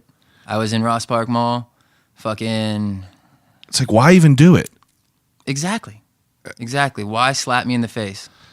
I mean, because you figure because there's money in it for them. Because if the mall didn't have those stores, a lot of those parents are like, I want to buy from a physical person. They want to support something. They want to support small business. And they don't realize that going to Vans and buying at that physical store isn't supporting a small business because they think, well, somebody here actually owns this place. Like that's how they view things, And I mean, they might be right. I don't know who owns the fucking Vans store in the mall. Yeah. But to me, yeah, dude, them selling fucking hard goods is a slap in my goddamn face. Like, yeah, because like, I mean, you're already selling. I mean, people are going there for those shoes, and like, it's understandable they're selling shirts and stuff like that. I wanted to rip it off the wall when I saw it, bro. Yeah, I mean, the people I was with saw me get like fucking pissed, and they were like, "What's wrong, bro?" And I was like, "You don't see that?" I was like, "They're selling boards and wheels and trucks in here." It's obviously different than Zoomies though, because like Zoomies, I mean, they're still selling clothes, but like, what do you think about them? They're obviously like. I think it's weird because... So, I run Rage Club with Top Gun. Yeah. And if Zoomies wanted to write us a check tomorrow, we'd take that money and build a fucking training facility here in the city and be fucking stoked on it. And we'd sell them the whole brand tomorrow if we had to. You know what I mean? Like, yeah. You can't... I hate to say it, but no brand is going to make it all... Like, unless you're some kind of crazy fucking pro who already knows every shop and, like, has been around long enough and you have connections and like that, nobody's going to fucking make money cold calling shops and trying to make a brand something. All right? So if Zoomies thinks you're hot and you can take that check, it's literally, like, impossible not to. It makes me mad. So, like, Asphalt Yacht Club, Stevie Williams had the kind of name that he could have made money off shops. He could have hit us all up and shops could have carried it and probably done good with it enough. It would have taken him longer to make what he's making off of it. But I think his brand could have actually... He's like the only brand I've seen come out in the last like however long that went straight to Zoomies that probably didn't have to. Like all these other brands, like if you don't take that money, you're gonna die. Most of these brands are gonna die. That's that collection of shit I have isn't gonna be worth nothing until all these brands die out. Something's got to give. Every fucking month, another pro is quitting their fucking 10-year fucking sponsor to start their own fucking board brand. They're all fucking made at the same fucking place. Yeah. You're just selling fucking pictures. And they don't even fucking draw good ones. They're just smearing fucking paint on it and fucking calling it a graphic. Yeah. Or fucking Google image art when some dudes do real dope shit, don't get me wrong. Some of these dudes are just like, fuck it. Like, honestly, dude, like my favorite boards to like look at are like the fucking awesome boards. Yeah. Like they make like with the 3D shit. That's like if you watch any of the Jason Dill interviews and stuff and they show you his little art space and stuff, that is him. Yeah, That's is like him. that. That's what I mean. He is. Like yeah, I exactly. fuck with that shit. That's why I fuck with Top Gun because like he's all different. that stuff he does, like his music that they mess with and all, it is not my thing, bro. Like most artists he shows me when we listen to like the whole thing, like I'll fuck with a few tracks, but like the majority just not my of it's style not. Of thing. Like it's but that's who he is, and you can He's respect his hustle. Exactly. You know, like I seen that people kid that are true to themselves. You know, 100%. Like that's why I seen that kid, and like I was like I'm interested in him because like he would like he was just his own. It seemed ever since I would see him, he would come in by himself, leave by himself. I see a lot of these people through Threads because like like he shopped through there, and I was always curious. Dude's wearing skate shit, Supreme shit. Then I see that he has like 1-up pants on and shit, and it's like it starts my curiosity going. The 1-up pants are the wave. I'm fucking wearing them right now. I've been draped in 1-up garb for the last like. I love it, man, because 2 even days. kids that like ride for other shops in here, you'll see them at the park posting their clips and stuff, tagging their sponsors or whatever. But they're all wearing 1-up shit. How important do you think it is for a shop to have their own brand? It is the most important thing you can do as a shop. Everybody that doesn't have selling their own, at least just T-shirts or something. Yeah. Like you don't even have to have a big name. Like you can just run your basic ass logo on different colorways for shirts. That's where you make. That's how we pay our bills. Yeah. Shop tees, shop pants, sweatpants. Yeah, it's fucking your hats, biggest. Those are beanies. your biggest margins. Yeah, your margins are amazing, dude. And then like also, that's the only way like some kid comes in, man, you can sell them a shirt for $10 and still make a few dollars instead of fucking for losing sure. money, you know? And people are like they're pumped about it. Like it's fun to be able to support something of its own from your hometown. Yeah, I mean, like when little kids come in from out of town and they like get all hyped, like, oh, I've always wanted to come here, shit like that. Like, even if they're too big or too small for it, like I'll throw them a small tee for free. Yeah, and it doesn't break my fucking bank to do it, you know. Oh yeah, just a couple I can sell bucks. one shirt tomorrow, and I still made money on both, technically, you know. Yeah, and it's dope to be able to like have that shit and be able to like you're not handing shit out to everyone, but like it's cool that there's that one time that you can give that shirt to a kid and it's gonna like fucking make their whole fucking week. You give one shirt away to some little kid, man, he'll probably shop you the rest of his life. Yeah, for sure. It's like that or right you would there. think, but probably not, because some kid in his local town is going to start a shop and then give him boards for discounts the rest of his life because he could kickflip a 10. So what's your stance on all this now of all these brands like starting their own like one-off brands? Like now, do you think it does a disservice? So it depends, man. Like, so you got brands out there, like let's take Pyramid Country, for example. Okay. Big group of dudes, all grew up together, shredding together, have put out like real fucking gnarly videos, like twice a year almost, you know? They actually do something in skating. Yeah. They skate, you know? All these little kids, like, I would fucking rip on me if I started a brand right now.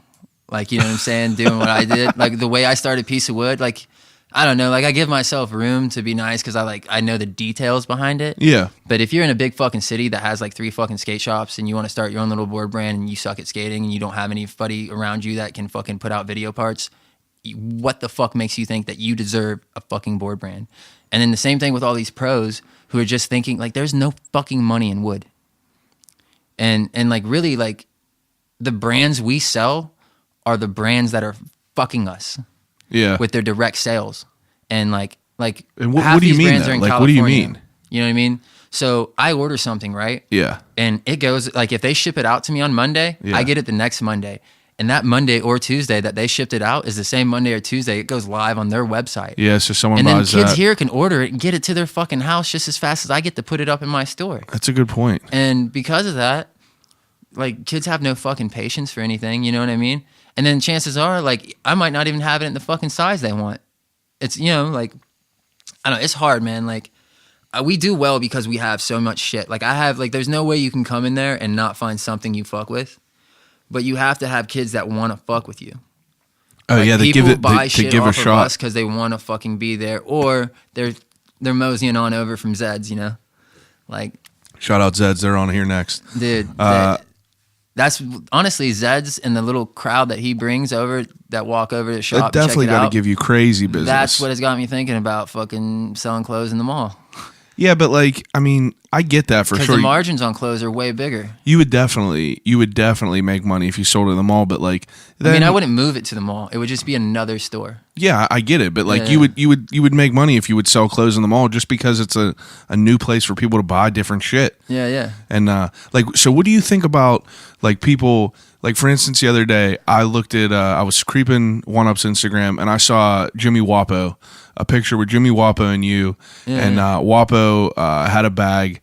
And like, what do you think about people that don't skate that come in and like? So it's funny because, so this is another thing. Like, people see something and just instantly assume they know what the fuck they're talking about and start bitching and whining and whatever, dude. Like, yeah. It's plus, like, dude, half these kids, they've never run a fucking thing in their life. Yeah. They have no fucking idea what it is for us to try to keep those doors open and keep the bills paid. Mm-hmm. They just complain and think that, like, yeah, let me just fucking go back to selling 5 brands and see if we'll ever fucking make bills. Like, you're out of your mind. Yeah. You know what I mean?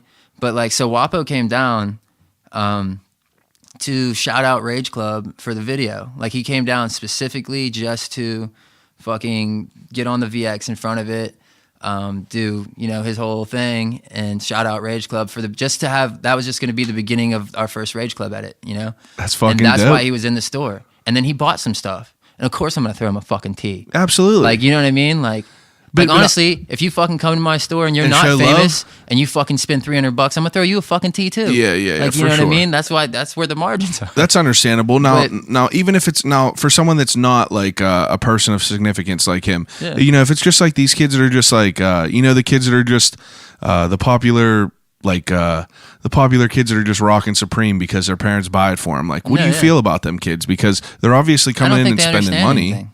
I don't think they know what they're doing. I think they're just fucking trend chasing. Most of them. Yeah. But I don't like to say everybody's everybody. But You know the what reason mean? I ask you that is because, like, being part of a shop owner, like, you know, you have to rely on those people to come in and you know, dude, spread you know how their. many clothes I say is the dopest dope I ever smoked? That You I have to, fucking though. would never even wear. Like, if I feel like they're feeling it, I'm like, dude, that would look fucking dope on you. You got man. to. Like, people will come in and they'll like try some shit on. They'll be like, you think it matches these shoes? And I like, honestly, if it doesn't match the shoes, I'll tell them.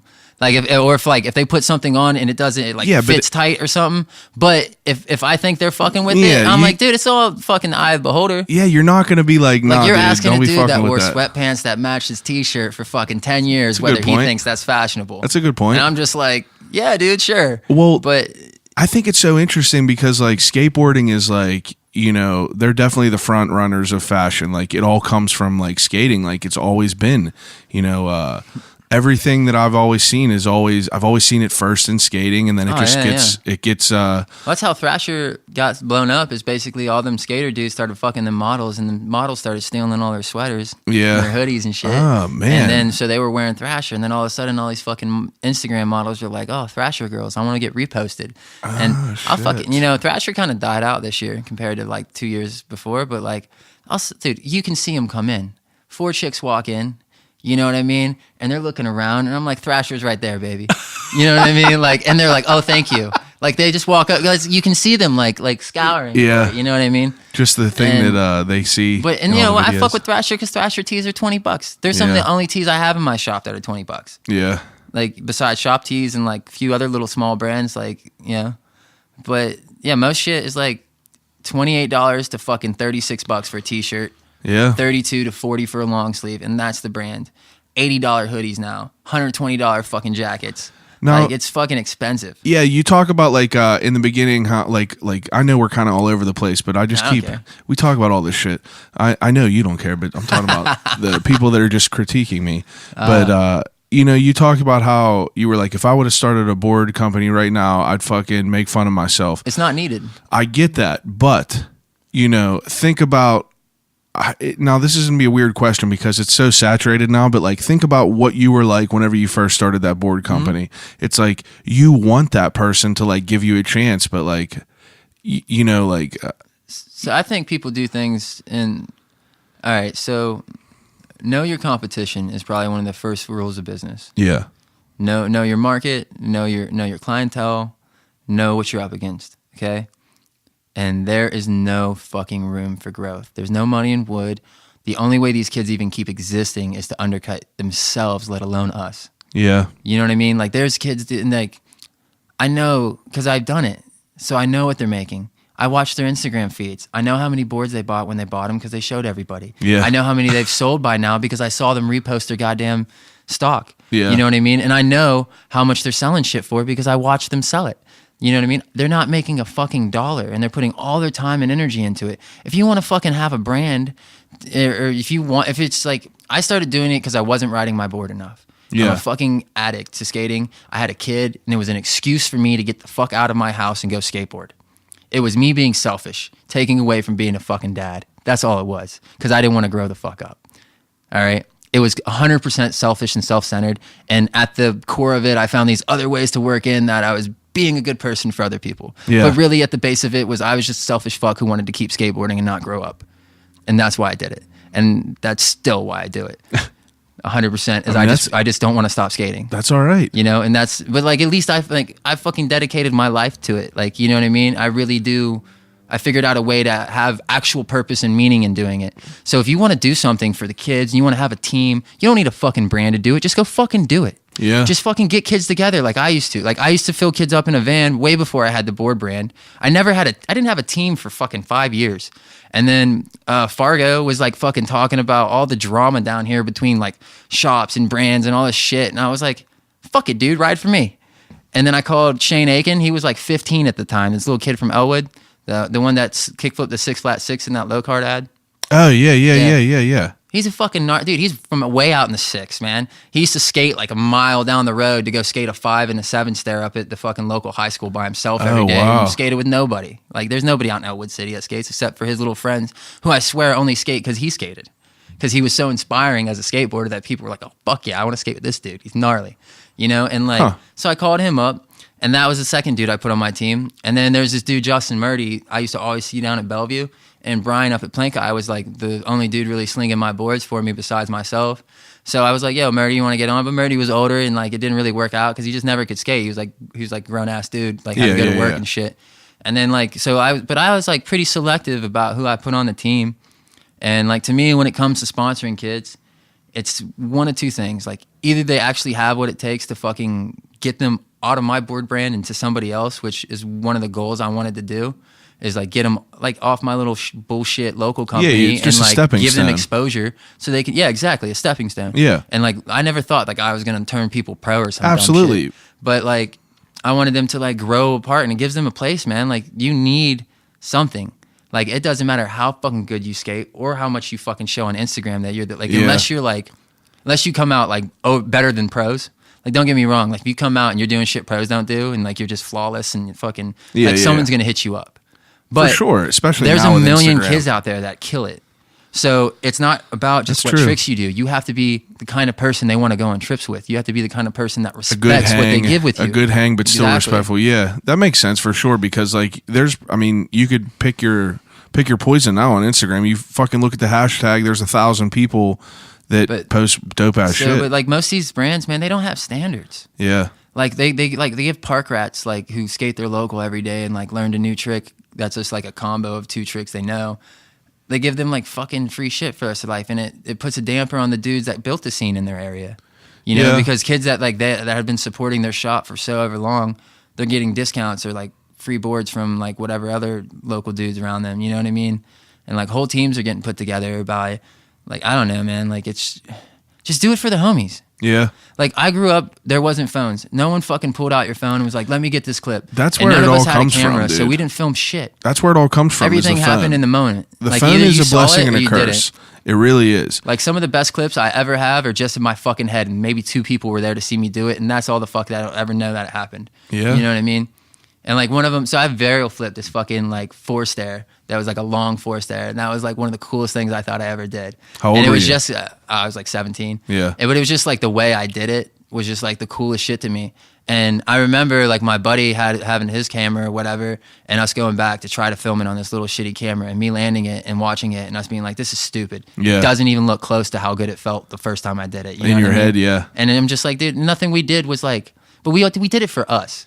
Like we did it so we could see how he skated. And I like, get that for watch. sure. And that's how I said like before, like, you know, like that's a lot of like the real skateboarders have like a code, like they have honor in what they do, and Yeah, like yeah.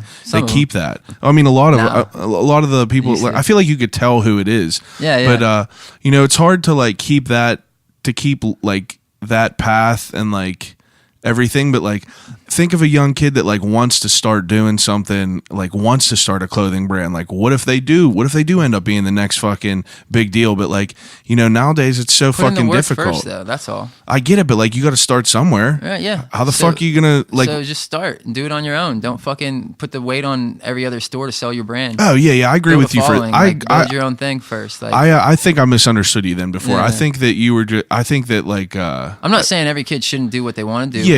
But instead of like coming to a shop and dude, it's 100% different when you're selling clothes. yeah. If you're selling wood, dude, like you don't need to. Just stop. Yeah. Now There isn't going to be a big board brand. So why do you have 100? Why do you have 100 brands then? Because everybody. That's because every one kid wants to fuck with that one brand. If you don't have it, he's not coming to your store. And I'm trying to figure out what brands those are. That's a good point. So You know you're what I kind mean? of just testing And, the like, waters with it. But also, like, every brand on my wall, for the most part, that like all the pro brands have pro teams. Yeah. They put out videos that I fucking watch. Yeah. And back. And like you can tell who I fuck with and who I don't because they're the ones I put on my story all the time or shouting out or whatever. Yeah, for sure. I'm like watching their videos or like whatever. But like, what about these small brands that you have, like the decks on the wall and shit like that? Like you're just kind of now. Do you notice like more board brands coming out in the last couple of years? You said. Yeah, but I mean, but this is from traveling as much as I have in the last 2 years. Yeah. Every city has the same shit going on. It's like there's a whole subculture of like unsanctioned brands, basically, like that are like not like you got your pro level brands that have full teams. They put out full fucking videos, and they like most of them at least deserve whatever. But like half of those dudes now, like it's getting to a point now where it's just like I've been pro for this brand for so long, and basically there's not enough money in pros to make a living. Like, I mean, it's always been that way. Pros had to have like a day job and shit, unless you're like a contest kid. Yeah. You know, or like you're fucking like have some kind of image where you can sell yourself. Yeah. You're instead fucking of your P-Rod or fucking something. boards. Yeah. Or like, you know, like the Supreme dudes, like those dudes Yeah, bank yeah, off yeah. of like having gel in their hair and doing fucking really high pop tricks compared to actually being like super, super gnarly at skating like other people are, which, I mean, all them dudes are sick at skating. Yeah. But the point is they sell their image, not their skating. You know what I mean? They sell their clothes, like the way they dress. I can that understand sells that for clothes sure. that are like that to people who want to act like those people. Yeah. You know, and they sell like, those are the kind of dudes that can do like what they consider to be art. But like if you're into art, you know that like that's just fucking doodles, bro. Yeah. Like why can that dude sell his doodles for hundreds of dollars? Because he has fans. That's why. Yeah. Good for him though. Like do whatever you gotta do. Like man, like people play video games and it's like being a cam girl now. And if you get a kill, people throw you tokens. Oh, I know. Like it's fucking ridiculous. Like, Yeah, it's and that's wild. what you know. There's really no reason anybody should grow up thinking that working a 9 to 5 is ever worth a fuck. So yeah, start a clothing brand, do it, but don't be fucking lazy. Don't ask everybody else to do all the work for you, and don't put your fucking name on my work. You know what I'm saying? Like, do your own shit, man. I agree with that for sure. But I think the cream always rises to the top. I say that in here all the time, but like, you know, everyone in the world has a fucking podcast now. Yeah. And I knew that. Like, I started one 3 years, like in But you're doing it 2000. in a place that doesn't have them. No, there's thousands in Pittsburgh, dude. Yeah, I mean, but they're not doing. There's so many in Pittsburgh that you probably have no idea Really? that kind of do like the same thing. But like, you know, my whole way of doing that. So in 2013, I started a podcast with my buddy, and like we had no template of what we wanted to do. We just talked to random people, and fortunate enough, I was able to talk to people like Bert Kreischer, you know, like back then. Yeah, and yeah. like he's a fucking big deal nowadays. And like we were broadcasting to no one. We did 10 episodes. No one listened. We had no one to do anything to because like no one knew what a fucking podcast was. And then, you know, in that 4 years that I stopped, they just start popping up like they're fucking weeds. And so many people have them. And like I knew, like I was knew that I wanted to start another one. It fell apart because like it's hard to schedule between 3 people, let alone 2 people. So like me and the dude that I was doing it with, we were just going to school and there was no way. But I was like, oh, I want to do this podcast. So many people are fucking doing it. And then I was just like, you know what, fuck it. Like I know I'm going to be better than half the people out here because I'm going to put in the work for it. So I mean, that's the content you're putting out though, man. Yeah. Like, it's the product. It's exactly. It's like, so your hard work reflects in the product. If you're doing something that people actually want to listen to, it'll slowly build on itself. Yeah. But like some of these dudes are probably just out there like reviewing things. Yeah, on their exactly. own. Like, and nobody cares what you got to say, bro. Like, you know what I mean? Like half of these YouTube reviews, man. Have you ever like actually just like let it play and just? I don't like, watch fell that asleep on the garbage. couch and, I like, don't. Just get bored. I don't. It's bad, dude. It's bad. I can't. You know, I was never a video game guy. I got a buddy. I got a buddy named Rudy. He just got like sponsored by Facebook to be like a streamer. Oh yeah. And dude, I'm talking about in the last couple months, he's like a kind of a big deal, I guess. And I don't know anything about the video game world, so I'm gonna have him on here and talk. Most of the people that bring them views up, man, I'm telling you, just little kids. I get it, and it is, but like, you know, he's just a video game dude. That was his lane his entire life. So like, I can't hate on him. Like, I definitely hated on him in the beginning just because I don't like video games. I'm just like, you're just fucking sitting there doing whatever. But like, you know, it's just like we're all doing our own shit, and it's just fucking. I don't know. We're all doing it. We're all just trying to do good at it. So like, but you know, starting a podcast, it's just gonna show whether you put in the work or not. Exactly. Instantly. The first time you listen to it, you're gonna know whether this dude's like completely full of shit or like actually on his shit. And then like when it comes to a brand, any fucker with fucking $100 can go get a few shirts made. Exactly. And then like try 100%. to sling them. You know what I mean? And That's a good point, I guess. And like, dude, and half these brands, they don't do their own art. They're just all rip-off graphics. Now, don't get me wrong. We rip off graphics left and right, but I'm a fucking skate shop, and we do it out of respect. Yeah. Like the Dare logo is the sickest. What's that? The Dare logo hoodie. Dare logo hood, dude. Yeah, I love the Nat Geo one we just did. Yeah, that's sick too. I thought that was sick, just because the letters match really good. Yeah, that's sick fuck with too. National Geographic heavy. It is. You know, you guys have always had like a clothing line, like all your own shit that you know, it always caught your eye, like the Penguin shit that like Greg and shit. That's like put so out. the dudes down Pure, Chris has done most of the art throughout the years too, like. And he still now does art. Like he'll hit me up and be like, "Yo, I got like so many extra tees and like this color, and these people don't want me to do that thing anymore. Like, can we put something on them for you? And I'll give you a good deal or whatever." I'm like, "Dude, put whatever the fuck you want on." Like, you know what I mean? Yeah, right. But he's been a part of the shop for fucking almost a decade longer than I have. Yeah, you know what I mean? So like, I mean, it's definitely dope, dude. It's dope. Do you follow the 412 photo dump? No. Dude, that's all his like photos from all the one up dudes from throughout the years. You gotta check it out. I don't know if I've even heard of that. Yeah, 412 he's only photo been doing dump. it for like a month. Okay, I'm gonna have to check it out. He like once a week or twice a week he'll throw up like an old photo he took of like anybody, like usually like the Funk Bros, Panzas, like Danger, like see, like just they all were the old one up dudes. Like they were like those dudes were like the best whenever we were. Like I remember the Funks were like, you know, that you would always hear their names and They like still that shred, bro. that Bolts and Butter, like Bolts and Butter, dude. Yeah, like I knew about Bolts and Butter when I lived in North Carolina. Oh yeah, it was like that. It was like Zach that popping. Went to Tampa M when I was skating in North Carolina. I remember watching that and like thinking like, holy fuck, these kids are from Pittsburgh. Yeah. And like the dudes that we skated with, like, you know, like I knew a couple kids that were like definitely shredders, but like that was like a whole different level of what they did, and it was cool to see. Like it was cool to grow up in this whole fucking world. And like I said, I'm trash at it. I've always been trash, but like I've always like gave my heart to it. I've always been there with everyone while this is going on. And like I've took my fucking slams. You know, I spent hours on my boy's mini ramp just trying to drop in on this mini ramp, trying to drop in, and I'm falling like a fucking bowling ball. But you know, you got to do it. But see, that's the sick thing about them dudes is like they all grew up together and they all shred on like almost an equal level. Yeah. And that's the thing is like I'm as good as everybody skated around me, essentially, you know. And I think that's what it is like the people you come up with. If you come up with like 2 or 3 dudes that kill it, those 2 or 3 dudes they make push you want to be better. Everybody else around them to be that much Absolutely. better, you know. See, like I wish all these kids the best of luck in their like dreams to be a pro skater and shit. Yeah. But like also, we watch the same videos. Yeah. Nobody in Pittsburgh's doing what those dudes are doing. Oh yeah. You know what I mean? Yeah, like that's why Camfish was the only one to really make it because he like was on that level and he left to go skate with people on that level that pushed him to skate more. Yeah, they you know kept what I mean? him going. and just keep it rocking, man. Like Like, people don't leave Pittsburgh. Do you think that Pittsburgh has a good skate scene? I mean, they have a very fucking cliquish skate scene.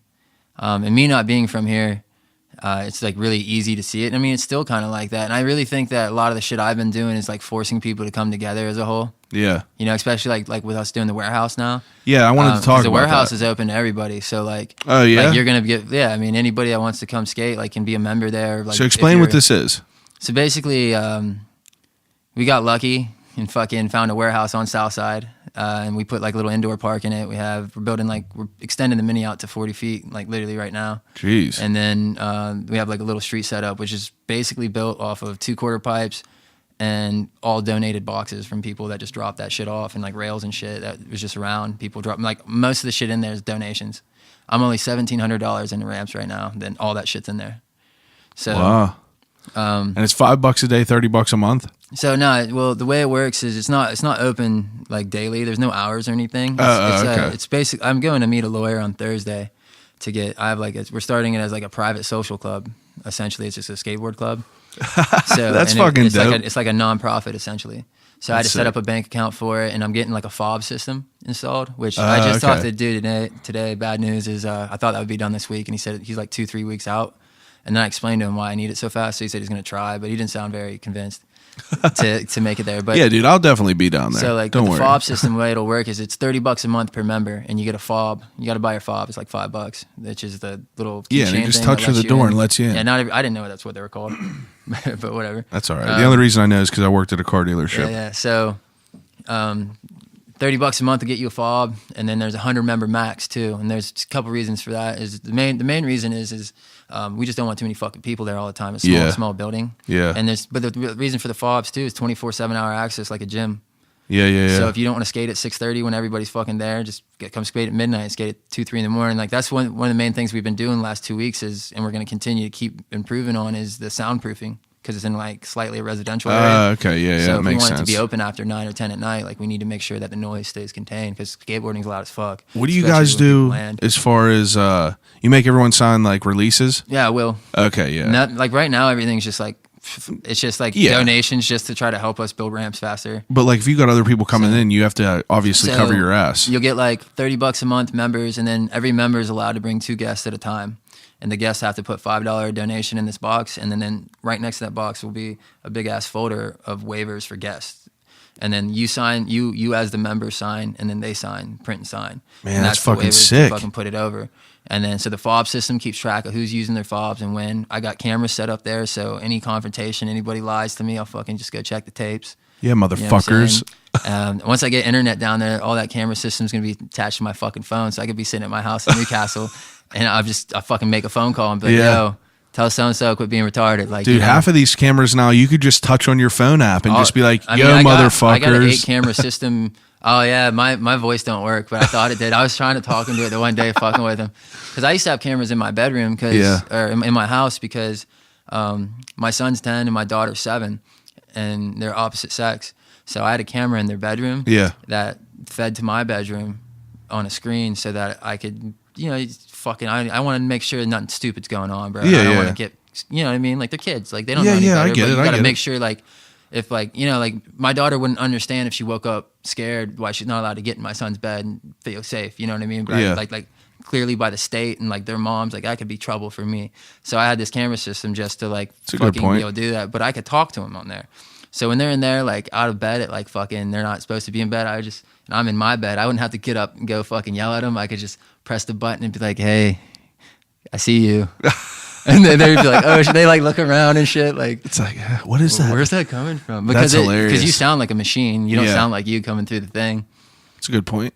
But, the warehouse is dope, though. Where'd that come from?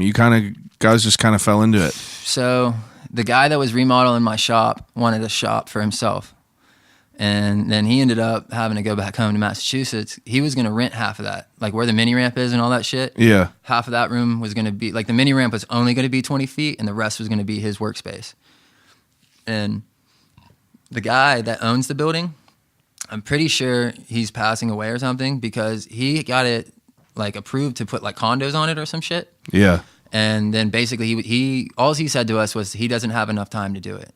And the way he said it, and, like, knowing who he is and like how much money he has and like what he was doing with it and already going through all this fucking paperwork and money to get it set up to be able to do that. Yeah. He has to be passing away soon or something. Like found out he has like, and the thing is like 2 or 3 different people offered to buy it outright off of him because people want to put condos on it because you can see all the city for it, you know? Yeah. So, and he's offered to let us lease to own it just because of what we are doing with it. He wants to do something good and give it to some people that are less fortunate, which is me and Greg's poor ass, apparently. So, I mean, it's just dumb luck though, man, really. So we ended up getting the rent. It's like just under 3 racks a month for rent. And that's where like the 100 member max came up because I mean, even that, like, I feel like it's going to end up being 35 a month, but I'm going to try to run it for 30 and see if that works. Because if it doesn't pay bills, if bills aren't paid on their own, I'm up in memberships. If people got a problem with that, you can lose your membership. Yeah. You know what I mean? But me, I'm not paying for a damn thing up there after 6 months. We got 6 months, so that's January until fucking July starts, you know what I mean? Yeah. And if it's not self-run, self-manned, and self-going by then, like relying on everyone to take care of it themselves and keep it nice. And pay for itself. Yeah. Yeah, I mean, like, we struggle enough keeping the shop open, to be honest. Like, we don't need to, like, worry about... worrying about dumping money into other shit. Yeah, and it's because it's a nonprofit and all that shit, that's how it's set up. And, like, if we're making more money than we were supposed to pay bills... Yeah. All of it just goes into ramps or saving up to, like, maybe upgrade do some something. better like, shit. You know, exactly. Or maybe get a bigger warehouse eventually. That's dope, would dude. Be sick. That's definitely sick, cool. That's a cool So thing. the 100 member max thing though is like too is so you get to 100 members and dudes don't want to pay through the summer or some shit. Well, if you fucking give up your spot and someone takes it, you don't have a fucking membership in the winter and you gotta go with somebody else and pay $5 every time. That's a good point. And that's just to keep people from using the place like it's their own personal park, man. Because everybody like, I don't know, man. It's not even just here. Like people everywhere will use up and they don't give a fuck if you lose it. They will just take advantage of for their own personal gain just so they have a couple IG posts or whatever, and they don't give a fuck. Yeah. You know what I mean? They literally just don't. People just don't give a fuck about just doing people. it for the gram. Like, they don't care about the people around them.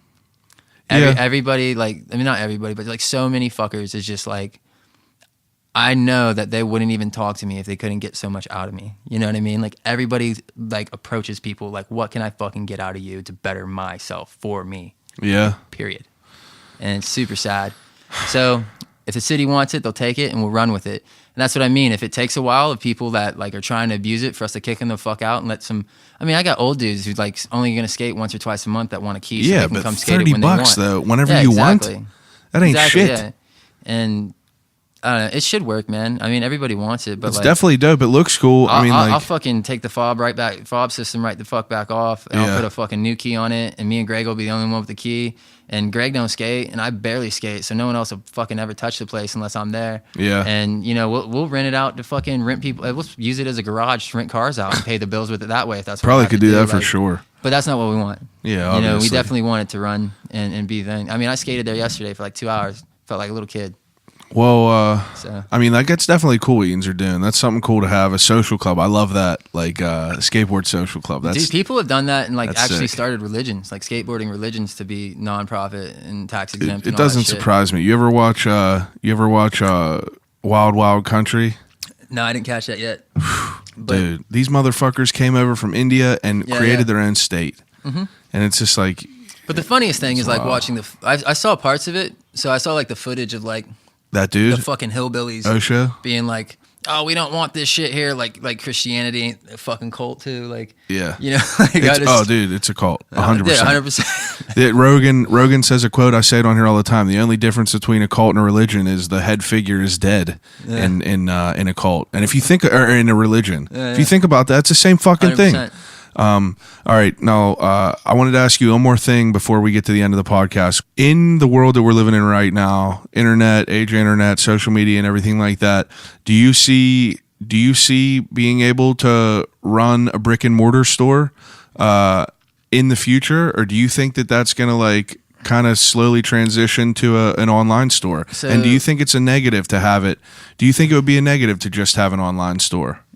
I mean, no. You'll actually live. You'll save a lot more money. Way cheaper. Yeah. But so like take like skate park at Tampa for example. I Yeah. finally went down to Tampa one time, and their shop is so fucking unimpressive to me.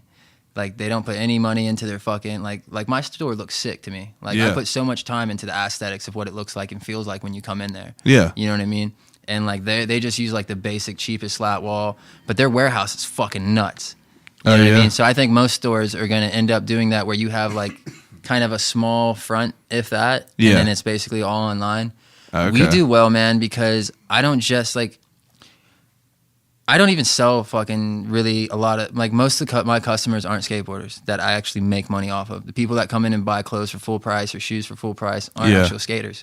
So most of the shit I do on like Instagram and like the events I do and like how we do like hip hop shows in the shop, and then we throw art shows, and then like I'm always doing extra, like how I wrote that article, or like we do ads with Skate John every year. Like we do yearly ad runs with them. So all that extra shit I do is literally just so I can keep some part of my skateboarding shop about skateboarding. Yeah. But none of it really helps do anything sales wise. So the sales wise is just all fucking having things people want. Yeah. And like and for us as a skate shop, it's having things that people don't know about. Because they come in there, the fashion kids, and they see this dope fucking design from some brand they don't know, and they're like, fuck yeah, my homies won't know what the fuck that is. I'm wearing that tonight. Yep. You know, and that's all they care about is their one fucking fit for the night. People don't care about brands. Yeah, people do not care about brands whatsoever. Working in that streetwear store, I quickly like had an insider's point of view, obviously, of like what sold, what didn't sell, how things sold, why they sold, and what doesn't sell. And it's just fucking insane. But it's interesting it got to be interesting to be a store like yourself. I mean, fortunate enough for you, I think that One Up is like, it's pretty much like a staple in the city. Like whenever you think of a skate shop, I think of One Up. I mean, definitely. Like even like I said, I've known about it since before I lived here. Yeah. And I mean, like that's dope. So I mean, obviously we hope for the fucking best with it. And then that's why I get so pissy about every kid wanting to start a brand, and like there's 5 fucking skate shops in my city. Oh, I get it. And like it's just unnecessary. And like those dudes that own those other shops, all they really do is pay their fucking bills. Yeah. So if you're not making any fucking money and you're just doing it for the love, I get that. But you don't need a fucking shop to do that. Just do it for the love. Just go to the fucking park and help people out. Drive them around to spots. Like fucking skateboard. Quit fucking trying to sell shit and not making any money. Like if you're out there trying to sell shit to not make money, you're just doing it to fucking have your face in everybody else's face saying, look at me, look at me. You know what I mean? I don't fucking back that, man. Like let me make a fucking paycheck. Like close your store and let me make $1, dude. Because think about it. Every fucking dollar they spend on bills, we already pay our fucking bills. So that's me and Greg's actual fucking money. So basically, I'm getting to a point where I feel like people are stealing right out of my goddamn pockets. Like, you know what I'm saying? Like you are taking my hard work and just putting it to fucking Duquesne Light.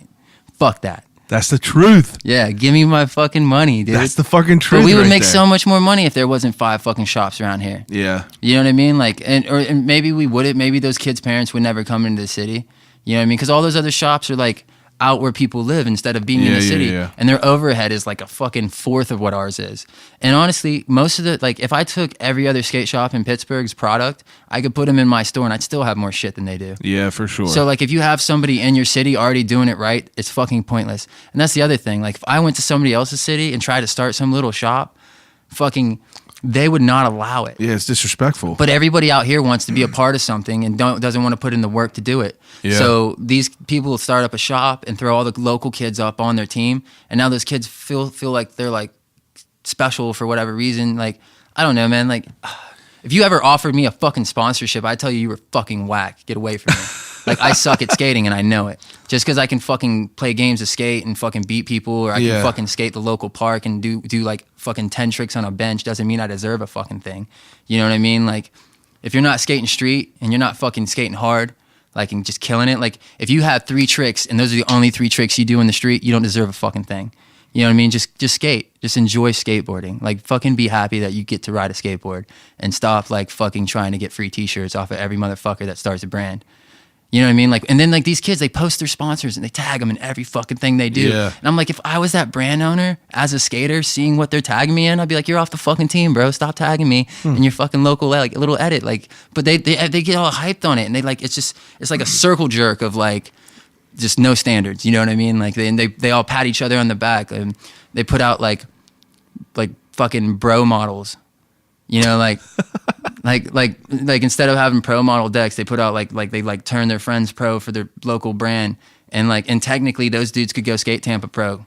Because like the one year I went to Tampa Pro, I seen a couple of dudes down there that skated for brands I'd never heard of. And you watch them skate and I'm just like, that's fucking embarrassing.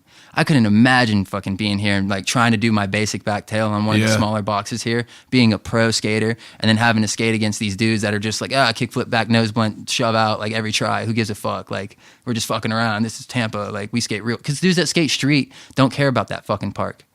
It's a joke to them. That's just fun. Like, they're just fucking around. You know what I mean? Like, like dudes that can skate street, like they're on another fucking level. Like half the time, the spots we go to, it's not that I can't skate the ledge. It's just the ground sucks so fucking much. I can't fucking figure out how to ride up it to get to the goddamn ledge. You know what I'm saying? So like, and like people are like, yeah, like I'm not skating that. And then you take pros there and they do real fucking tricks on those spots that I can barely 50-50. You know what I mean? Yeah. And that's the difference. And people just don't care. They just like, they're like willfully ignorant. Like willfully ignorant. That's exactly. a good, that's they just don't, they're just like, oh, I'm so sick. I like that. And then they got like 4 girls that like follow them around and act like they're hot shit because they don't know a fucking thing about skating. Like I could send any video of me doing basic shit to like any chick that I guess that would want to talk to me and she'd be like, oh, you're so good at skating, because they don't know any fucking better. That doesn't fucking make it true. Yeah. You know, that's not a certification.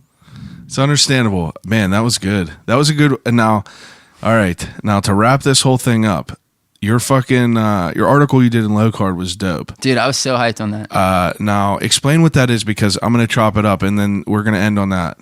So basically, I did like a day in the life, and it was real sick because I just had like one of the most busy fucking days like we've had like since I was there. Like from the time I woke up to the time like just basically from the time I got to shop until it ended, I did not stop moving. You know what I mean? Like I had all this other shit I was supposed to do that day, but it was just a day of customers and stuff. Yeah. And I don't know. I put a lot of time and energy into that article, the way I worded it. A couple people I showed that like don't skate, they were like, dude, that's a good fucking read. Like, yeah, dude, it really is. They're like, it reads well. Like it's different. It's so different. And like, you know, so like I just basically just show like the ins and outs. And that day I touched a little bit of everything. And I like the stats on the last page or whatever. It just shows. That's what I'm saying. I have 100 brands because on that stats, I sold 20 brands that day. 19 were different. One item, a thing. Only one brand sold 2. And I'm pretty sure it was us. It was One Up stuff, to be honest. You know what I mean? But it shows that like, that's why I have 100 brands, because I sold 20 in a day. Yeah. Only one item of each fucking brand. So if I didn't have fucking 100 brands, you'd be missing out. If I only had 20 brands, chances of me selling all 20 in a day are going to be real fucking slim. Yeah, like this whole fucking article is just like a step by step. It's almost like a journal entry, like data entry, where it's just like, you know, time, who came in, what they wanted, what you sold, and then it just keeps going down from there. The and original it's so right, dude, is like sick. It would have been like 6 pages in Low Card, and I said it to Sean, and he was just like, he's like, dude, you know how small our pages are. You gotta shorten that up. And I was like, but it took, so like most of my personality got taken out. That it's short and punchy though, like that. Yeah. But like I had like all my fucking jokes that I was saying, like everything I was making fun of, all this other stuff. I'm pretty sure the telemarketer called me 5 times that day and we only put it once in there, you know, like all this other shit that was going on. But like it still came out way better than I thought, because originally like I was like, fuck man, I don't want to take out all my jokes. No, dude, it was so good. It really was. I just like the way I wrapped it up, honestly, man. Like just trying to like 666 and dude, that's episode random 66. As fuck too. Yeah, $666 day on issue 66. It's fucking dope, dude. It really is. But, and I don't know, dude. I love all the shit that you guys are putting out. Well, here's the thing too, man. That one's like for the shop owners, right? And if you're a shop owner and you don't relate, you ain't fucking doing it. Yeah. Just close and let that dude make money. Whatever city you're in, not doing it, close your fucking store and let the guy that's doing it make a goddamn paycheck, bro. Because like, yeah, dude. I'm not, like, dude. I take fucking $10 an hour. I made fucking $20 an hour at the mill. I take $10 an hour working that skate shop. That's it. 40-hour weeks, and you know I work more than 40. Fucking Friday through Sunday. When you see a gap, if you ever see a gap in Instagram, it's because I'm actually spending time with my family instead of doing my damn job on the side. Which is understandable and much needed. Yeah, everybody needs to do that, but like that's why I can't. That's why I can't all the time. I care too much. That's why I layered up the photos the way I did on that Instagram post. Oh yeah. So let's fucking wrap this up. We're right at 2 hours, and people are definitely gonna We've been here for 2 hours. 2 hours, dude. Dude, it felt like it was 40 minutes. 40 minutes, dude. It's just, and I feel like I can talk to you about this shit forever. Oh, dude, there's so much to go over in skateboarding. So much more. That's what people don't realize. That's what that article was about. I know, and that's to just why, like, show I them kind how of much we fucking do, and like people are just like, well, not even they that. focus on one thing though, dude. It ain't one even thing that. will piss them off, but you can do a million things for them, and it don't make them happy. I understand that you did it from a skateboarding point of view, but like that article appeals to everyone that's worked in that retail setting. Like, exactly. I didn't work in a skate shop, but like that was literally like a Threads day, dude. Yeah. Come like, in, all this get all this shit, this shit, and it's just like all the shit you forget you have to never do the know next how day. You never know how a day is gonna be. But all right, so ending segment. I do every fucking podcast. I do a segment called Desert Island Questions.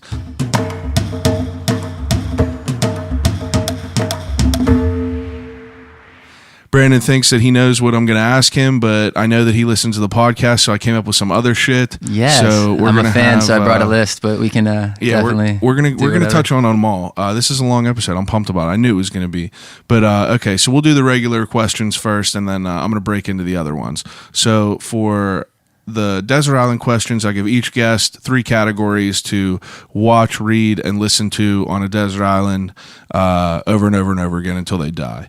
So the first category is things to watch. So I put, you ever see Spun? Spun, yes. Yeah. So yeah, John Leguizamo and Brittany Murphy. R.I.P. What's the dude's name? He jacks off with that sock on his wiener. Yeah. On Weird as hell. Yeah. I remember watched that. I watched that whenever I was probably in like 6th grade. So it's just, and then Mickey Rourke's in that. Yeah. As the cook. Definitely and a weird just the way movie. they shoot that movie, and like, Billy Rowan. No, not Billy Ryan. Billy Corgan. Yeah, Billy Corgan. Billy Ryan's a skater. Yeah. Anyways, Billy Corgan does a complete album just for that movie, and it's really good music. Does so he? If I'm stuck on a fucking island, at least I can turn off I can just listen to music that's on the thing as well, you know? Oh wow, I didn't know that. He does every song on that movie. I did not know that. It's like all unreleased. It's like he just made an album just for that movie. Damn. I'm pretty sure that's how it went. That's all right. I'm gonna look it up after this. Okay, second choice. Oh, so Gangs of New York, Yeah, same that's thing. Mean as fuck. Fucking just solid actors, solid script, solid story. Gets me hyped. You know? That shit is fucking John C. Reilly actually playing serious. Love it. Dude, very rarely he plays serious. Yeah, Another exactly. movie he does is A Perfect Storm. Oh yeah. That's a slept-on role by John C. Reilly. Yeah. That's a good movie. Dude, I lived in Hawaii when that came out. He gets that hook through his hand and he gets tossed in, and then you're just like, motherfuck! Spoiler alert: they all die. Yeah, definitely. That's a good just movie. Like Armageddon. It's a good movie, man. Armageddon. Oh, just the one dude died, actually. Yeah, just Bruce. Bruce Willis died, right? Oh, no, 2 people died. And wasn't it just Oh, well, there was a bunch of people, but like, there was a bunch of people that died, but Bruce died. I haven't seen that movie forever. I made my wife watch it not long ago because, she never seen it. And I remember watching it back in the day and I was like, this movie is fire. Like, that movie's why I started listening to Aerosmith. Yeah. Okay, so third. So I had to get a little comedy in there, put American Dad. American Dad? Yeah. Keep it. I think that it's just like I watch it, but I just feel like that they're just copying off a Family Guy. I mean, it's the same thing. People. I know it's the same thing, but I feel it's the same jokes. But honestly, I like American Dad better than Family Guy. I think Roger's character is versatile, and it just opens up the world of. I just don't watch any of it. I'm not a big cartoon guy.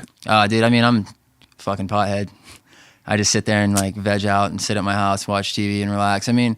It's understandable. From the time I wake up till the time I go to sleep, I'm fucking like talking to people, like especially. Yeah, like, you gotta brainless. Dude, the shit. Instagram DMs are nonstop, dude. I bet. And it's like I get on people now because I'm like, hey man, Google it. I know. I was like, or I just send him the link to our website. Yeah, website. Like, hey man, do you have this shoe in a fucking size 9? And I'm just like, website, look it up yourself, bro. You got it. Of that. But then like they get mad at you. I'm like, dude, this isn't my whole fucking life. Like, yeah. Like it is almost now because that's kind of how it has to be if you want to be successful. And like I fear losing it, but like 85. At the same time, dude. Sometimes I want to fucking just relax and be me, you know. Well, that's good then. You got them all covered. You got Spun, which is I don't know, watching that over and over again. Gangs of New York, dope as fuck, and then American Dad, understandable. I'll give you the whole series. You read it all? Not really, man. But, okay, so I got books that I want to read or that I have read. Oh, I like that. All right, so 3 books. So I did the whole Stephen King's Dark Tower series because I read the first one, And it's just a gnarly fucking. I mean, any of the stuff he's read. Like I don't really read a lot, but I went through a phase of listening to audiobooks. Yeah. So I'm not gonna lie, I didn't read Dark Tower. That's all right. I just listened to the audiobook. But do you it's enjoy sick because his writing? The voice actor, huh? You enjoy his writing, dude? Yeah, man, he's good. I tried to. I probably you got. have to be into that kind of like. I can't. Descriptive. I can't. Yeah, too descriptive. I can't spend 40 pages so about like, what's on a table. Hate Game of Thrones, man. Everybody I talk to that like he'll spend 2 pages describing the table of food. Like, I mean, I don't read too much though. I need to read more. I'm selective though. Like I like reading. Like I read like weird ass shit. Like I love The Perks of Being a Wallflower. Okay, yeah. Weird shit like that. But then I'll. You ever watch the Savages movies? Like Savages with dude, it's dope. It's about Taylor Kinney from Friday Night Lights and the dude from Kick-Ass. Okay. Kick-Ass from Kick-Ass. They are they grow weed in California, but it's like the highest potency weed of all time. Okay. And they get involved with the Mexican drug cartel. Benicio del Toro is in it. I have to check that out. Dude, dope as fuck. Did you watch Murder Mountain? No, not yet. Dude, it's fucked. I see that it's on there. I saw the preview. I love really fucked. I love all the weird fucked up shit. The underlining idea behind Murder Mountain is basically there's a bunch of hippies out there, and then the government started raiding them, which caused the drug cartel to think that they could take over there because they're not scared of the government. Now all the hippies are gone, and it's just fucking gangsters that live up there growing weed. Oh, really? Like that's what I've caught out of it. Like it's more in depth than that. Yeah. But the basic is basically like a bunch of people were being peaceful. The government was fucked up and had to get their cut. And now it's fucking gangster and people are just going missing and dying all the time because the only people up there that can do anything are people that have guns and shit, like, I would watch that for sure. So, but it shows you how fucked up the marijuana industry is too. It like makes you scared of it. But I would I'll definitely check that out. Okay, so third category is I didn't finish. Oh wait. Yeah, no. You said Dark Tower? We got the Dark Tower series. Yeah. And that was it. Yeah, go ahead. I'm sorry. So I got Fight Club. Oh, that's good. Because I got like halfway through it and I'm just trying to finish it. So I would love to have it with me to finish. Honestly, dude, the way he writes is just, I have to read some of the pages twice. Oh yeah, Chuck Palahniuk? Yeah, he's just so he's wild, dude. Random with his like writing and shit. He has a book called Snuff. Yeah. Have you read that? No, but on the back of Fight Club, it has all the books he wrote. Dude, Snuff is wild. Snuff is about a girl that's trying to set the record for fucking the most guys, a porn star. Oh, no, they made a movie about that or a show or some shit. They probably did, sure. but the book was wild as hell. I'm selective with the writing, but like if I find someone that I like, I read a lot of his shit. I read lots of articles and shit. Like So shit like that, I definitely dive into. And that's my third choice is because Greg has a huge collection of Big Brother mags, and when I'm bored at the shop, like I fucking just sit there and flip through and laugh. Dude, I never got to look at them. I would definitely love. Yeah, dude, they're up in the apartment. I need to look at them. I never looked at them. I would love to them. fucking just have like the whole Big Brother series mag with, because it's like, I don't know, like even if you don't know anything about Big Brother, you know all those dudes from Jackass. Well, I know the Big Brother, but I never got to see them. It's like they wrote articles. Yeah. Those fucking idiots are writing articles back then. Wasn't Johnny Knoxville like he was like a main person involved with it, right? So not really, man. He got involved a little later on, but like they just instantly found in love with him because he was he was like the most wild dude. Yeah. But like Chris Pontius wrote so many articles, man. Really? And just like to see his like words on page. It's just like reading what somebody like I've written like my whole life. Like that's why that article was like just fun for me. Yeah. Like I used to write like I have books and books of like cheesy fucking romantic poetry and shit, bro. Like it's a little ridiculous. Like when I was in high school, bro, it's just like what I was into, you know. Every girl that I would write poems to, they would just shit on me because I was a nice guy. Dude, yeah, they think you're a creep, man. One time I made my ex-girlfriend this card that was like literally half the size of me. Wrote a fucking poem that was like probably 6 pages on front and back of notebook paper. Yeah. Took a Sharpie, wrote it very nice on this neon Sharpie on this fucking big ass card. All right, I drove home from Slippery Rock to surprise her, broke in her fucking car, put it in her car with a carton of cigarettes and a card with $100 in it. And then I was sitting across the street waiting for her to like look at it and like cry of happiness. She looked at it, she opened the cigarettes, threw it back in the car and just left. And I was just like, well, fuck me, I guess, right? You did break into a car. I mean, but it was for good things. Ridiculous. Anyway, okay.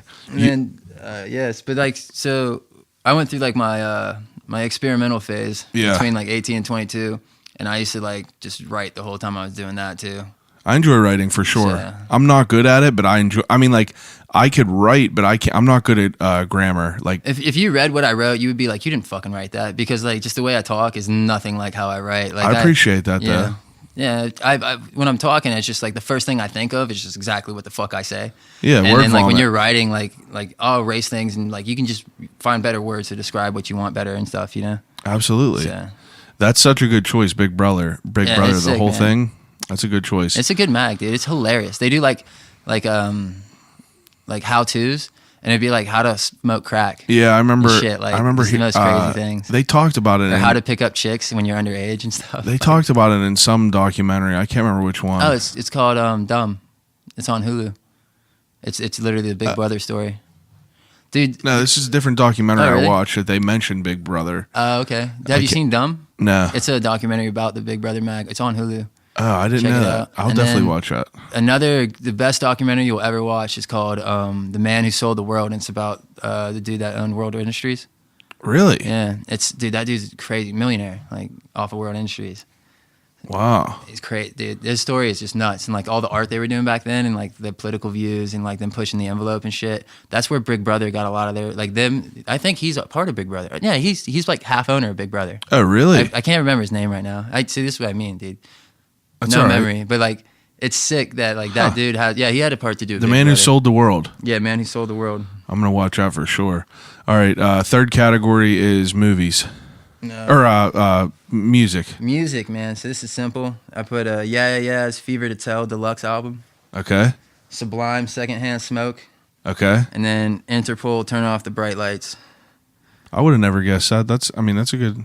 So we don't live by a beach, but I lived by a beach my whole life until I Yeah. lived here. So we don't really listen to beach music that long. That's all right, though. I But get if you're that ever with in the some shop and I'm Sublime. drunk, you'll fucking see me put Sublime on and start screaming rap lyrics at people the way they fucking rap to me every day. I love Sublime. Because no, I just get like I do it just to annoy them, because every day Dion's drunk in my face screaming Chief Keef at me, right?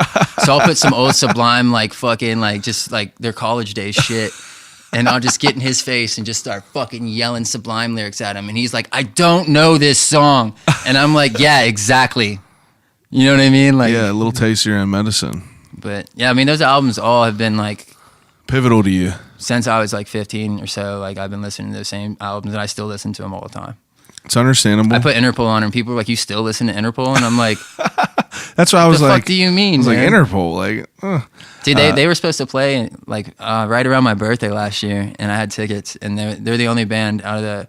Well, obviously I never saw Sublime because he died in like '96, but I had tickets to see Interpol, man. And they had like a family emergency and had to fly back to Europe, and they never fucking rescheduled the show. Fuck. And I still, to this day, when they post things on their Instagram, I hound them like, "Yo, when you coming back to Pittsburgh and give me a fucking show, like this is bullshit." Like, yo, pissy, man, because I've seen so many bands that I've like wanted to see. You yeah, know? and just there's a couple that you, like never get like to I see. find, dude, the Yeah split up, and I got to see them at Governor Ball last summer. Oh yeah. Out in thing. I like everybody's making fun of me because I was like legit crying. I was so happy. That's all right. I'm an though. emotional ass dude. That's bro. all right. I get all fucking worked Hell yeah. up. Well, I dude, fuck people who don't. Yeah, people fuck who it. Sit I there just- and like, I'm emotionalist and I I don't dive have into it, feelings dude. besides laughter and hate. Like, I'll be crying watching random shit online or like random shit. I watched a video the other day of some old dude singing to his wife in hospice care. oh yeah. Dude, I fucking just sat here and cried my eyes out because Dude, I just get think about my worked wife out, and dude. shit. Especially I can't movies do and it. shows because they play the music. The music gets you. 100%, dude.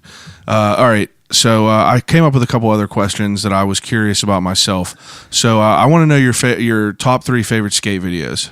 Favorite skate videos? Yeah. Like, so that's such a big category because you'd have to look at like current or old, but like. No, I mean like. So I mean, Flip Sorry and Real Sorry were like a duo DVD for me, Okay. you know. And then like Globe Opinion when I was a kid was like a really really solid one. But my favorite video that came out in the last like 5 years was Isles Vase.